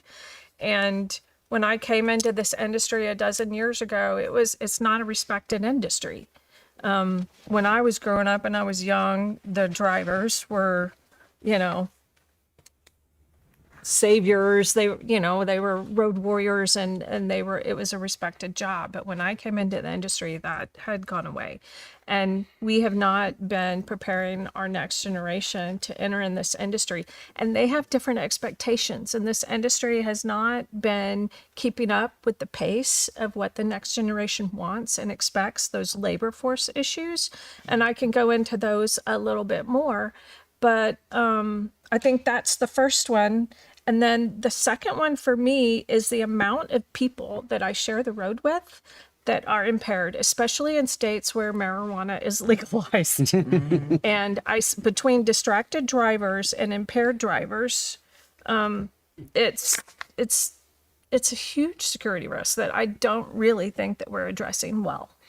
I want to compliment on what she just said, to add to that, because just my drive up here today, stopping at a stoplight 3 wide, I was in the center lane, 2 people on cell phones right beside me. And that distracted driving, I think the cell phones have become a massive risk that we overlook on a consistent basis, because, we're going to talk about work zones and some of the construction vulnerabilities, but the reality is that anything that adds to that distraction is well, and definitely marijuana on top of somebody Right. that's caring about their phone more than driving. Exactly. So, yeah. From my perspective, you'll hear the terminology strategic cargo theft. Now, obviously, in the domestic transportation industry, cargo theft has been a staple since trucks were delivering freight from point A to point B. But we've seen a paradigm shift that really started during the COVID era, where cargo theft changed dynamically, and now you've got international criminal groups that are taking part in this at a multitude of levels, and it's impacting every business vertical, from pharmaceutical to retail to technology, and there's really not one specific industry that has not been touched really over the past 5 years, and this continues to grow as a problem. Okay. Did you have anything else to add, Shane, as far as a risk that might be overlooked right now? Is there anything else you wanted to contribute, or are we pretty good with the distractive driver? Well, there's a ton of them. I mean, we'll probably get more into them as we roll on. But I guess whenever I think about the distracted drivers, I just think about the real world situations where each day, whenever I'm going to work, each day, whenever moms and dads are taking their kids to school, and the people that are so consumed with the world that's happening around them, that's just bothersome. I think somehow we've got to focus in on kind of eliminating the world whenever we're traveling, because the roadways and the systems are built on a predictive path. And the reality is that whenever we have those types of distractions, it introduces chaos into that predictability, and no longer is it predictable. And when we lose that ability to predict what is happening in front of us, that causes safety issues and concerns all across anybody just simply taking their kids to school. So I could ramble on for a minute on that, but I'm going to pause there. Okay. Glenn, this is for you. What is strategic cargo theft, and why has it grown past COVID? So, if you were to historically look before COVID, the vernacular around cargo theft was what we've referred to in the industry and asset protection as straight theft, meaning a driver is delivering from a distribution center to its end customer. The driver may stop at a roadside gas station, restroom break, whatever have you, go in for lunch, and they come back, and either the back of the trailer has been broken into, product removed, or somebody actually hooks up to the entire trailer. I'm sure you can attest to what straight theft was. Where the vernacular really changed from straight theft to strategic cargo theft started in and around COVID, because obviously what were we all doing during COVID? Nothing, sitting at home, right? Including the criminals, and a lot of which were internationally based, on the opposite end of the U.S. on either side of oceans, and basically attacking our brokerage system. For our audience who's not familiar, our U.S. system is very reliant on the brokerage system, meaning most companies do not have a dedicated fleet, so they throw out a job to deliver product from point A to point B on a brokerage board. And logistics providers will get on these different brokerage boards and end up finding a particular job that they want to take. And where strategic cargo theft has come into play is criminals essentially are fraudulently and unknowingly utilizing the MC numbers of legitimate trucking companies, particularly mom and pop trucking companies, going out unbeknownst to those trucking companies, obtaining that load, then rebrokering it 2, 3, 4 times level deep, and then putting as much space in between the legitimate shipper and the legitimate end user. And then towards the end, they will actually broker it to a legitimate company. And what we've seen is then the load will be redirected. So for example, as I just explained, it could go 2, 3 levels deep, and then a legitimate trucker will get the load. They may be going from the border in Del Rio to deliver, let's say, we'll use tequila as an example, Right. to Austell, Georgia. And then halfway on the trip, the criminals who they think they're talking to a legitimate logistics provider, customer service, is actually somebody in a cyber cafe that could be in a West African country, through duping their voice through AI. And they'll tell the driver that we just had a fire at this particular warehouse. We now need to redirect your load down to Ontario, California. And that driver will comply. They will then, instead of going east, they will go west.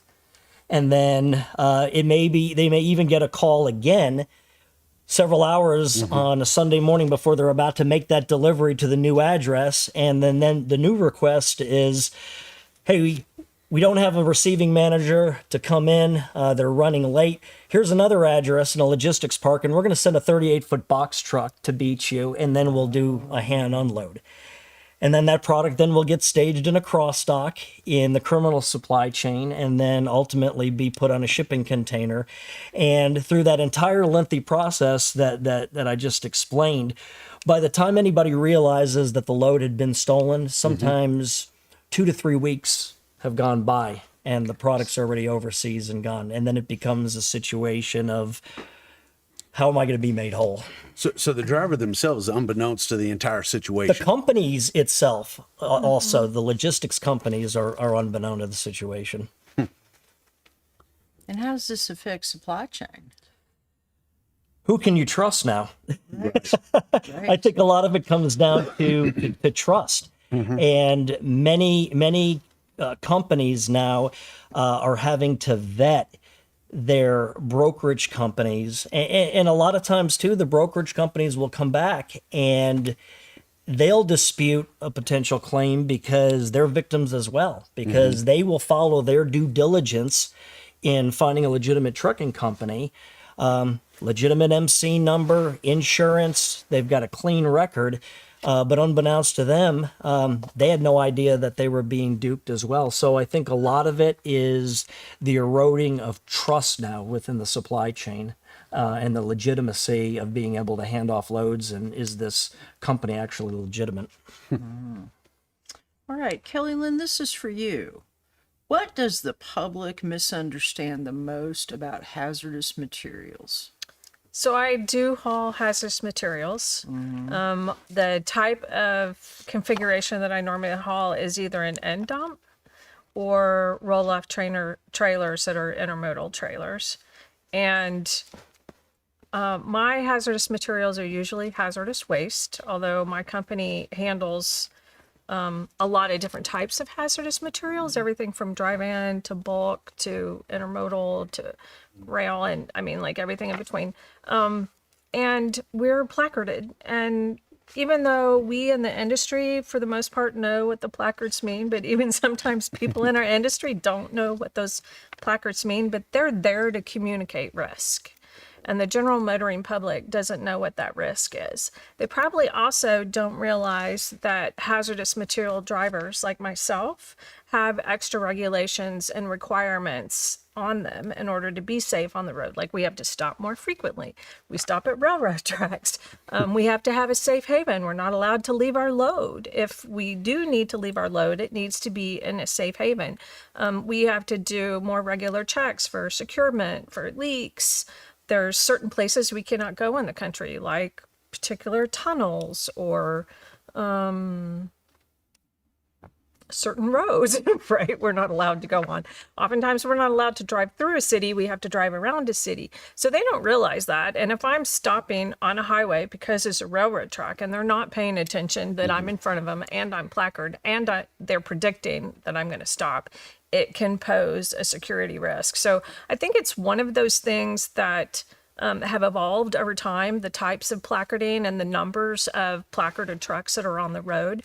But our expectation to educate the general public about what those risks are and how to share these roads with our tractors and trailers and freight has not increased. So maybe our young people, as they go through their education, driver's education, they get a lot of that information, but the older generation, the people of a certain age, they probably don't have those new education opportunities. And I think it's a challenge for our transportation system to educate our motoring public how to share the road with us. What are we doing? How do we navigate? When do we stop? And to give us the space we need in order to be able to do our job safely. Yeah, I teach a hazmat awareness class. And one of the most interesting parts is, okay, so when you see that placard on the road, don't pull out in front of him and lock up your brakes. How about that? Well, they shouldn't do that anyway. Right. I mean, that is merging right. legally, and people pulling in front and slowing down are two of my pain points. But right. Construction zones are also my pain point. It's not my fault. Kelly Lynn, what do the layers of responsibility look like in real world operations to you? To me, it's attention to detail. And that attention to detail starts with your pre-trip and all the way through, when you pick up your load, and attention to detail on the manifest and the placarding. And by the time I pick up a load, it has already passed several hands. And I need to be able to trust in that system that the load was identified correctly, that the chemicals are correct, that the placarding is correct, and compliance officers don't always agree with how certain materials should be placarded.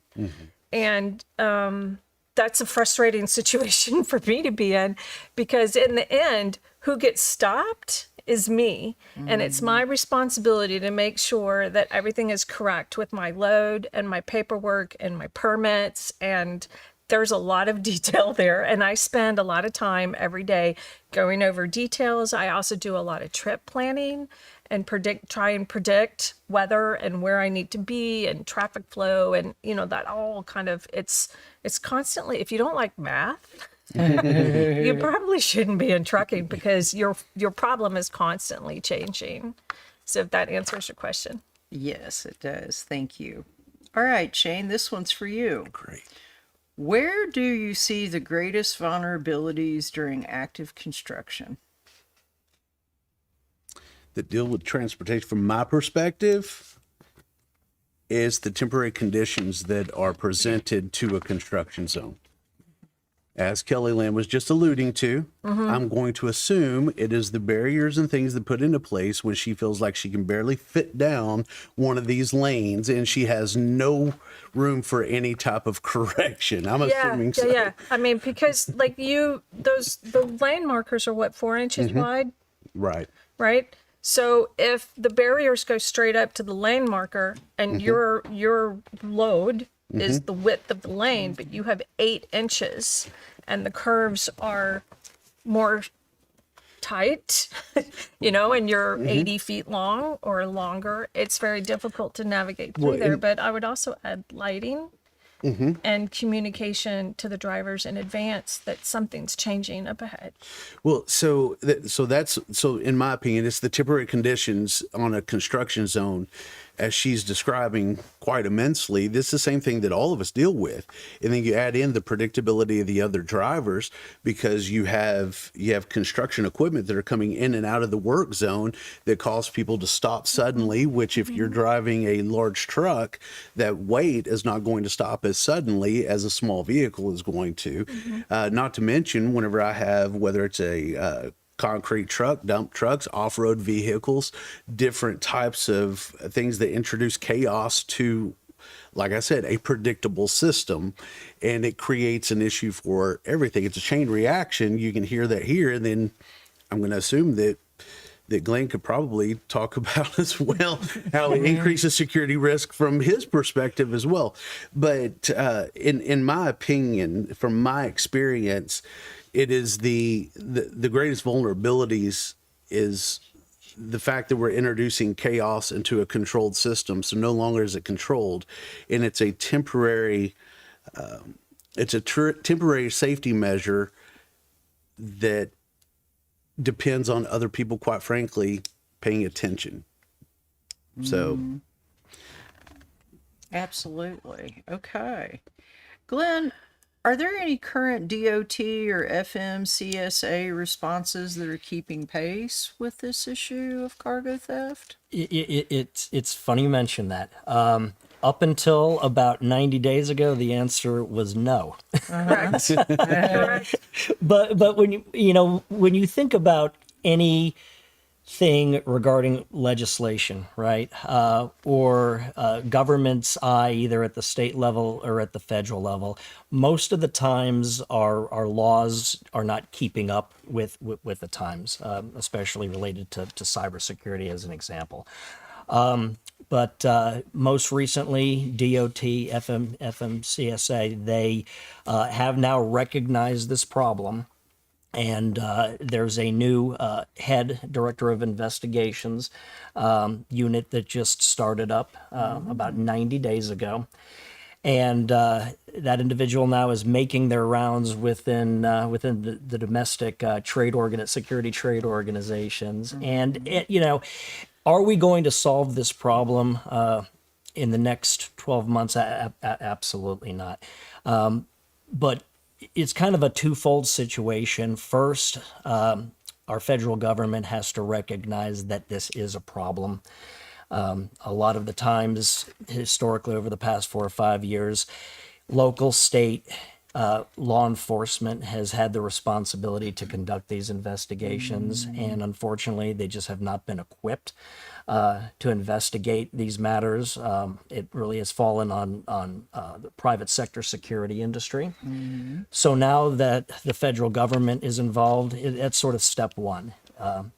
We have recognized it's a problem. We are hearing from the industry. It's time for us to get involved.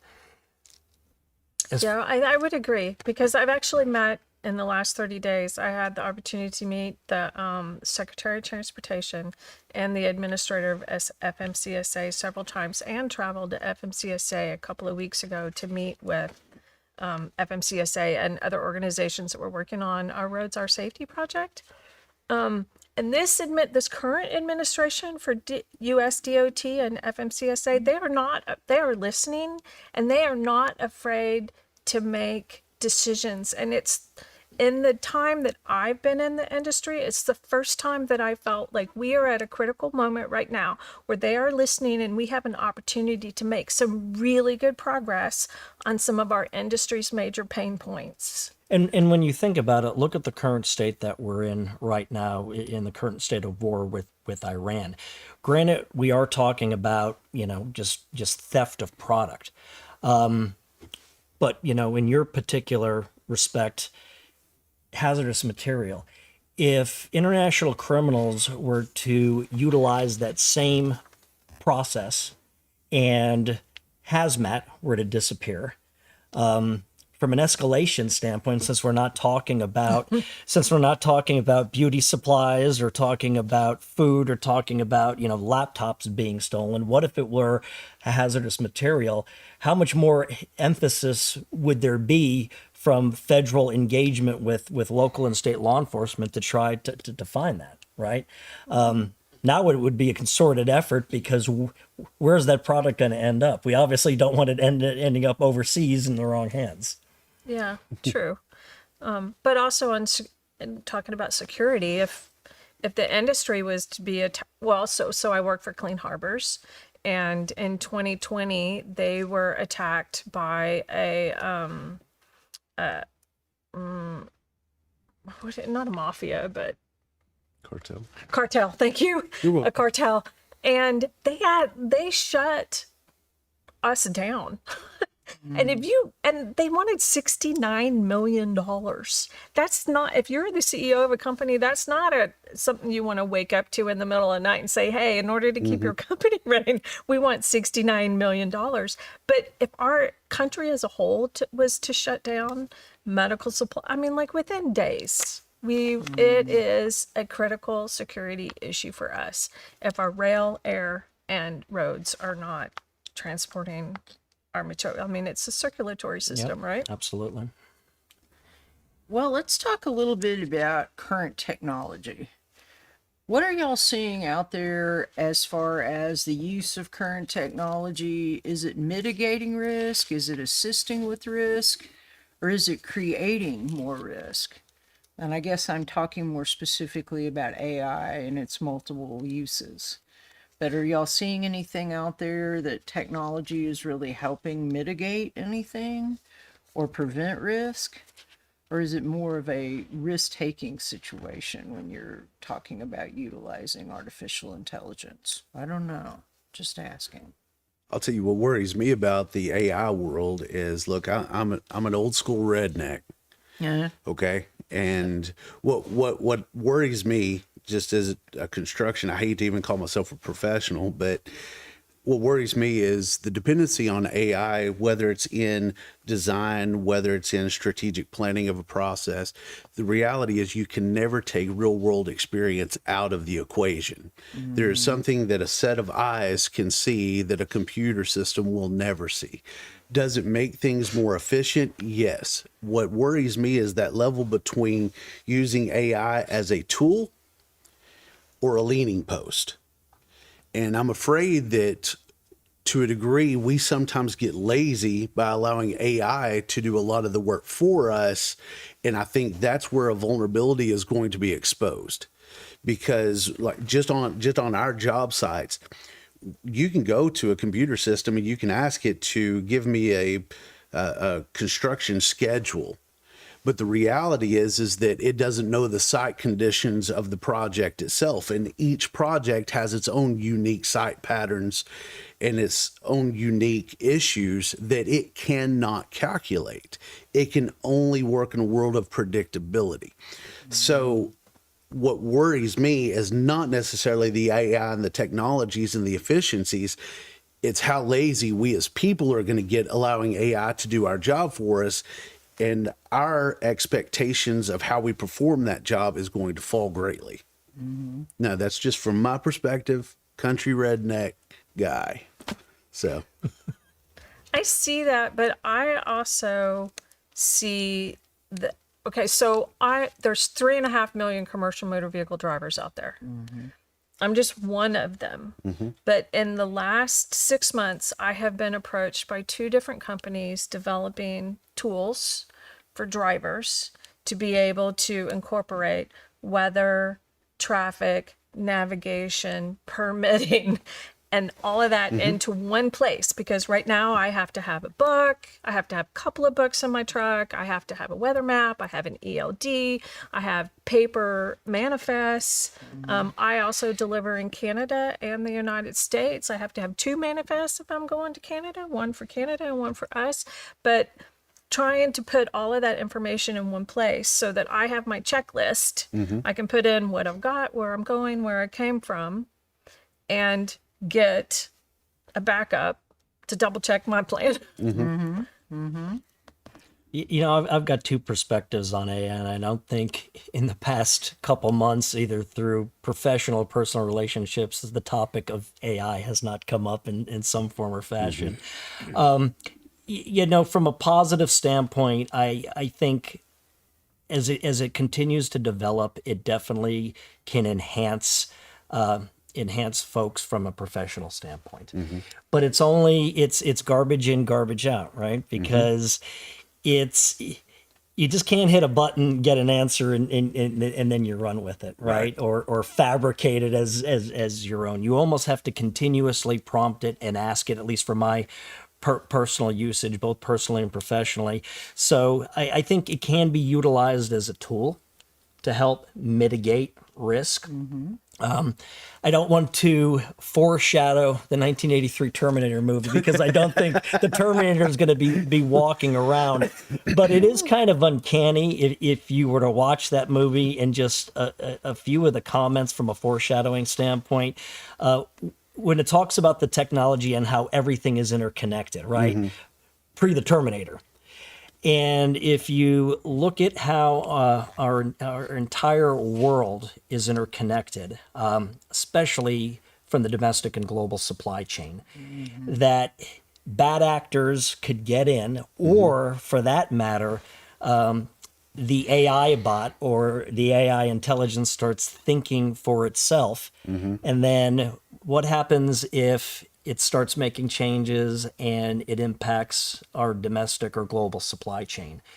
And now trucks stop moving, or trucks are going in the wrong direction, or wrong receipts are coming to the wrong distribution centers. And then grocery shelves start going empty. I mean, there's just a whole host. So in a way, I'm encouraged by the potential use of AI, but on the flip side, it scares me. Well, I will say that some of the benefits of AI have been, in my world, the daily tasks. Okay, the monotonous stuff that you have to get done, and it helps make that more efficient and flow through, so we can look at more of the critical aspects of a project in our case. So it definitely has its benefits. I just think that we need to act as interceptors and have a good understanding of where we are going to carry it through and where we need to stop and, quite frankly, think for ourselves. And I'll tell you one of the things in our industry, and I'm sorry if this offends anybody here, but the reality is in my industry, there's a lot of people that have titles and responsibilities that they are not capable of fulfilling because AI creates that wedge behind them to stand them up with those responsibilities. Then all of a sudden we're faced with a critical decision to be made on a job site, and they don't know where to start because we're not standing out there with a computer and can ask Chat GPT or whatever. So that's where I do think it has it's a great tool, but that's what it is. It is a tool, in my opinion, and it can create efficiencies in our daily task-oriented, monotonous type of situations. Okay. Kelly Lynn, where are the biggest gaps between regulation and actual practice? Where do you see that? Do you have an idea around that gap? And There's not supposed to be any gaps. right, right. Honest, I mean, Yeah. like, there's not supposed to be any gap. That's. I was recently stopped for a roadside inspection, and I always take that opportunity to speak with the, inspector and learn something new, right? And I appreciate them working to keep the roads safe. And I'm a safe driver. I've always passed. I passed that day. And then, I gave him a suggestion on what I thought somebody should be looking at. And I was like, there's just so little room for error, maybe, like, help me out here by addressing this other issue, which was traffic that was merging. And he's like, you have zero room for error.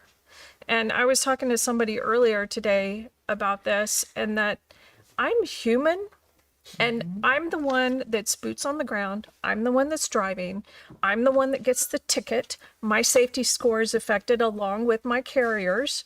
And yet I'm expected to be perfect. And I have all of these imperfect things happen around me, four-wheel drivers and weather and construction and collisions and yada yada. So I know this is a long answer to your question, but there's no way that I can be perfect all the time. I'm still waiting for my perfect day. When I do, I will probably quit because I reached that point. But data-driven decisions are important, and that's a good place to start. But when you make decisions, I think you need to think about the person that, or the human that is implementing those decisions, and what impact does that database decision, how does it translate into real world, the person that carries it through, the person on the ground. And it's important, I think, to have those people at the conversation table when you're making and analyzing those problems and making those decisions, to include all the stakeholders. And quite often, the boots on the ground stakeholder is not represented at that conversation. And that's what I've spent many, many years trying to do, is to encourage leadership to include all of the stakeholders and the ones that are on the ground, because we can also often save you some money. To that point, it's funny you mentioned that as far as regulation in the boots on the ground. I was fortunate a year and a half ago, the U.S. Chamber actually hosted an event on the topic of strategic cargo theft. But they actually brought in stakeholders like myself from other companies and sat in a room and listened to what the ground floor people were facing. Because sometimes the folks making making the regulation or trying to enforce the regulation, to your point, they don't have an understanding unless they're hearing it from the boots on the ground up that, hey, this is a problem and this is a problem, and it becomes a collaborative effort to try to solve that problem. Very good. All right. What is one, and this is to the whole panel, what is one immediate action an organization can take now to reduce transportation related risk? Is there anything you could recommend to an organization that is an action they can take to strengthen their mitigation and resiliency? Put him on the spot. Yeah, I appreciate it. Actually, I'm looking through my notes. Was that question on? It's on there. Oh, my Lord have mercy. Not my fault. So what's one company could do? And I think it all goes back to, we were kind of laughing and joking on the way in here just a few minutes ago. John and I were, the reality is that if you take people out of the situation, all of a sudden everything's solved. And I'm going to tell you just my heart right now. I think that there's some shifts that have happened in our world, and we don't care for others as much as we used to. As I was listening to Kelly Lynn talk about the people that don't take into account what she's having to deal with in that rig, the reality is that if we can teach our companies not to be so focused on our personal end product and take other people into account, I think that would go a long way in the world.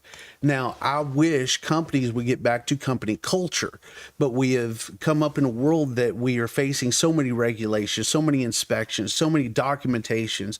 We are inundated with, you need to turn this piece of paper in to be able to turn this piece of paper in, to be able to get this permit, to be able to go do this, that we're so focused on that we just simply forget that when we're going through a work zone, that there are men on the other side of that barrier that are, quite frankly, risking their lives to go put a ham sandwich on their dinner table.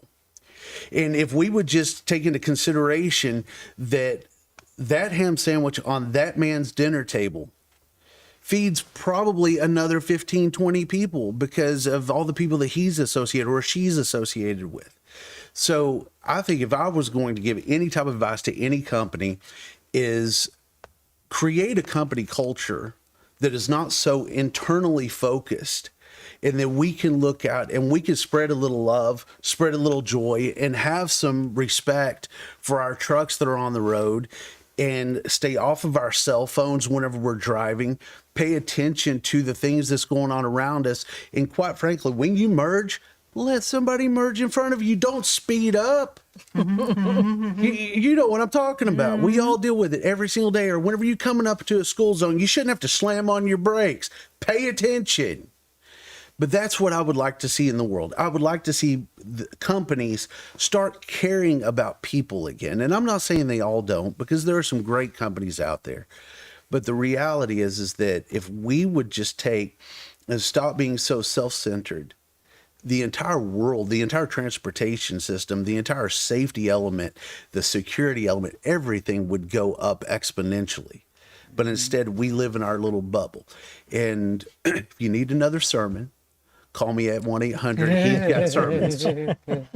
I would kind of agree with a lot of that, in that I would say to eliminate siloing in your organization.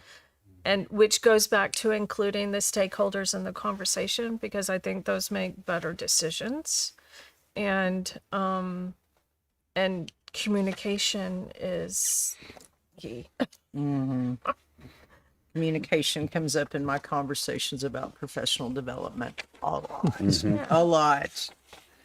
Okay. What emerging risk in transportation do y'all see coming down the pike? Is there anything, any last things, or any last parting words that you want to share with our audience this afternoon?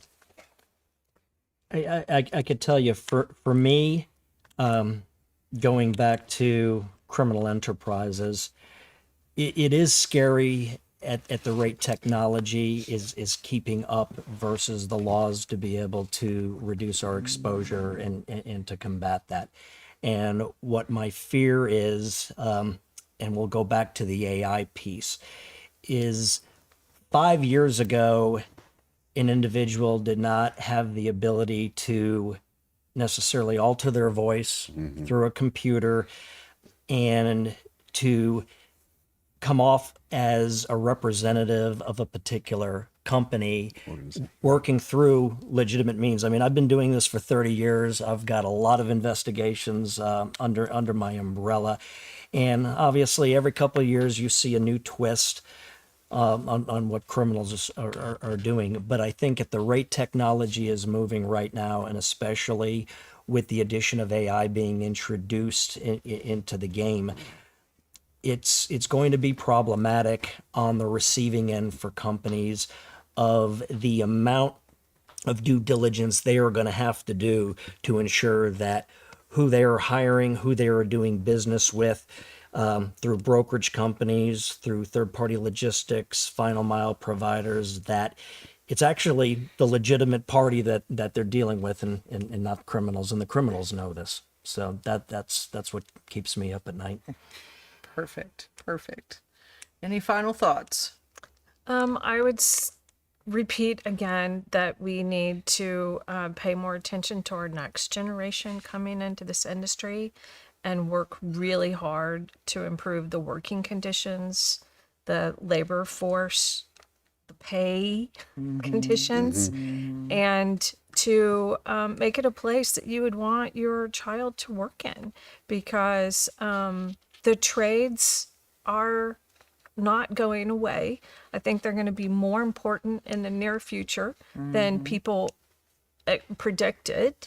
And we need to make this an industry that our next generation can make a living at and enjoy and have professional development.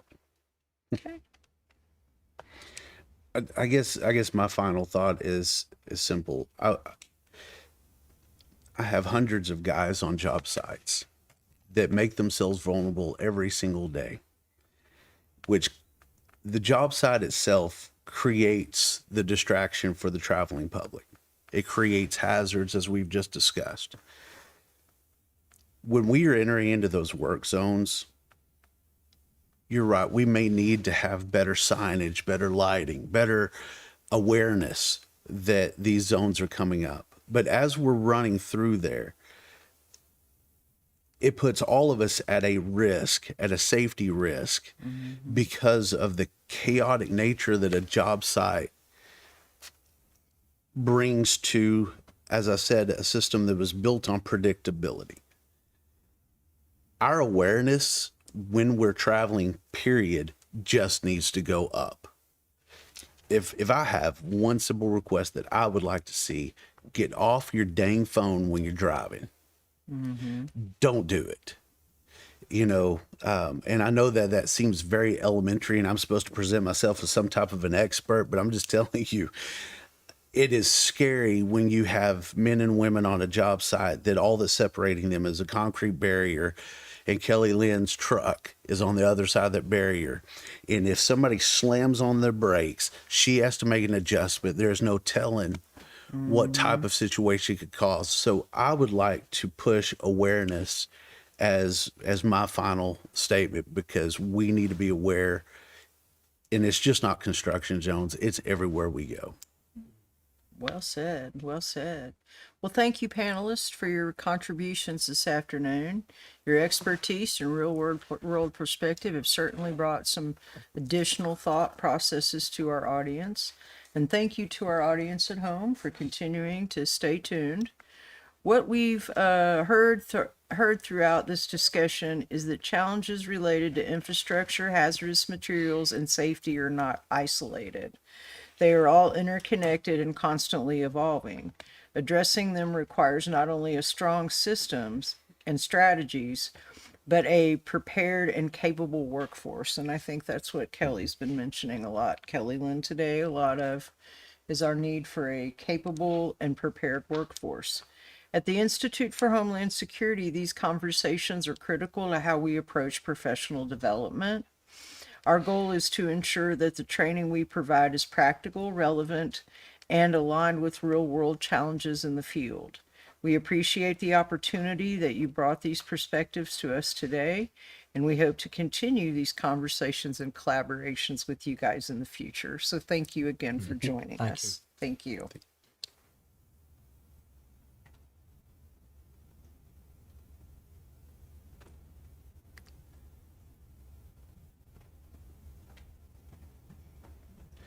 Do we just smile or what? Very interesting.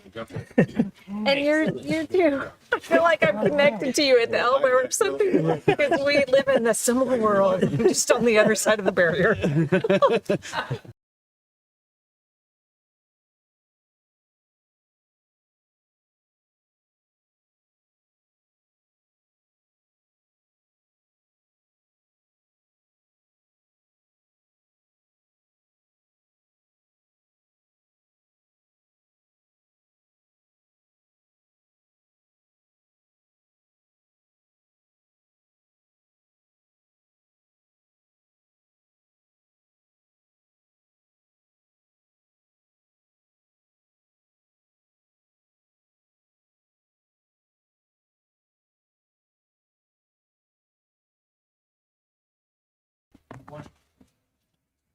Hey, you made it.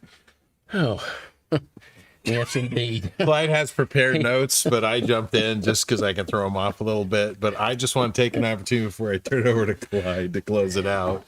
Poor guy's been working with me for like 3 years. Thank you for the work you've done to organize this. Oh, yeah. Yeah, and You're welcome. We appreciate it. And definitely showed in the preparation. And I want to thank the guests who are still here. Thanks for being part of this. Thanks to our facilitators and the team from IHS for making this possible. I'd like to announce that we have posted Mike Maloney's paper on trust networks on our website. So if you'd like to go look at that, that is on ihsonline.org. You can follow the research link. Also, if you've joined us late or you missed a section of the podcast or the live cast today, you're welcome to go check that out. It will be on our YouTube page. And that's what I got. So, Clyde, you've got some prepared comments. Would you like to close us out? Sure, be glad to, Mike. Thanks a lot. And again, we want to thank every one of you for being here today, obviously. But as we bring our live stream to a close, I just want to take a moment to really reflect on what I hope, anyway, we have accomplished today together. Now, throughout the live stream, we've heard from experts across the industry, and we've discussed the evolving challenges facing highways and motor carrier systems, ranging from safety and infrastructure resiliency to regulatory coordination, emerging technologies, and operational risk. What stands out most is not just the complexity of these challenges that they're facing, the industry itself is facing, but the collective commitment in this room to address them. The mitigation is not necessarily a single policy, a single technology, or a single organization's responsibility. It's a shared effort by all of us. It requires collaboration between carriers and regulators, between planners and operators, and between those who develop policy and those who implement it on the ground. The conversations we've had today, to me, demonstrate that this collaboration is not only possible, it is already happening. So let's take the advantage of the relationships that we've made and utilize them to help support your business continuity. We've explored practical strategies to reduce risk, strengthen compliance, enhance safety performance, and ensure that our transportation systems remain reliable and secure. Just as importantly, we've built new connections and reinforced existing partnerships that will carry this work forward long after we leave here today. The highway and motor carrier safety sector is the backbone of our economy. Every improvement in safety and security, every advancement in mitigation strategy, and every step towards smarter coordination helps protect lives, sustains commerce, and strengthens the customers that you serve. I encourage everyone here to take the insights from today back to your organizations. Continue the conversations, test new ideas, share what works. The progress we make will come from sustained collaboration and willingness to keep learning from one another. If you see where there is an opportunity to create a white paper, that's a shameless plug, by the way, for every one of you here today. So I know you'll appreciate that, Mike. I appreciate that. Or possibly continue. Just keep reading. Or possibly continue here from our workshop or training of some type. Please don't hesitate to contact us at the Institute of Homeland Security. We are here to serve. On behalf of the Institute, I'd like to thank you and our speakers, our panelists, and participants for your time, your expertise, and your dedication to this critical line of business. Thanks, everybody. I hope you have a great day. And with that, we're signing off. You did all right. I think we're still live.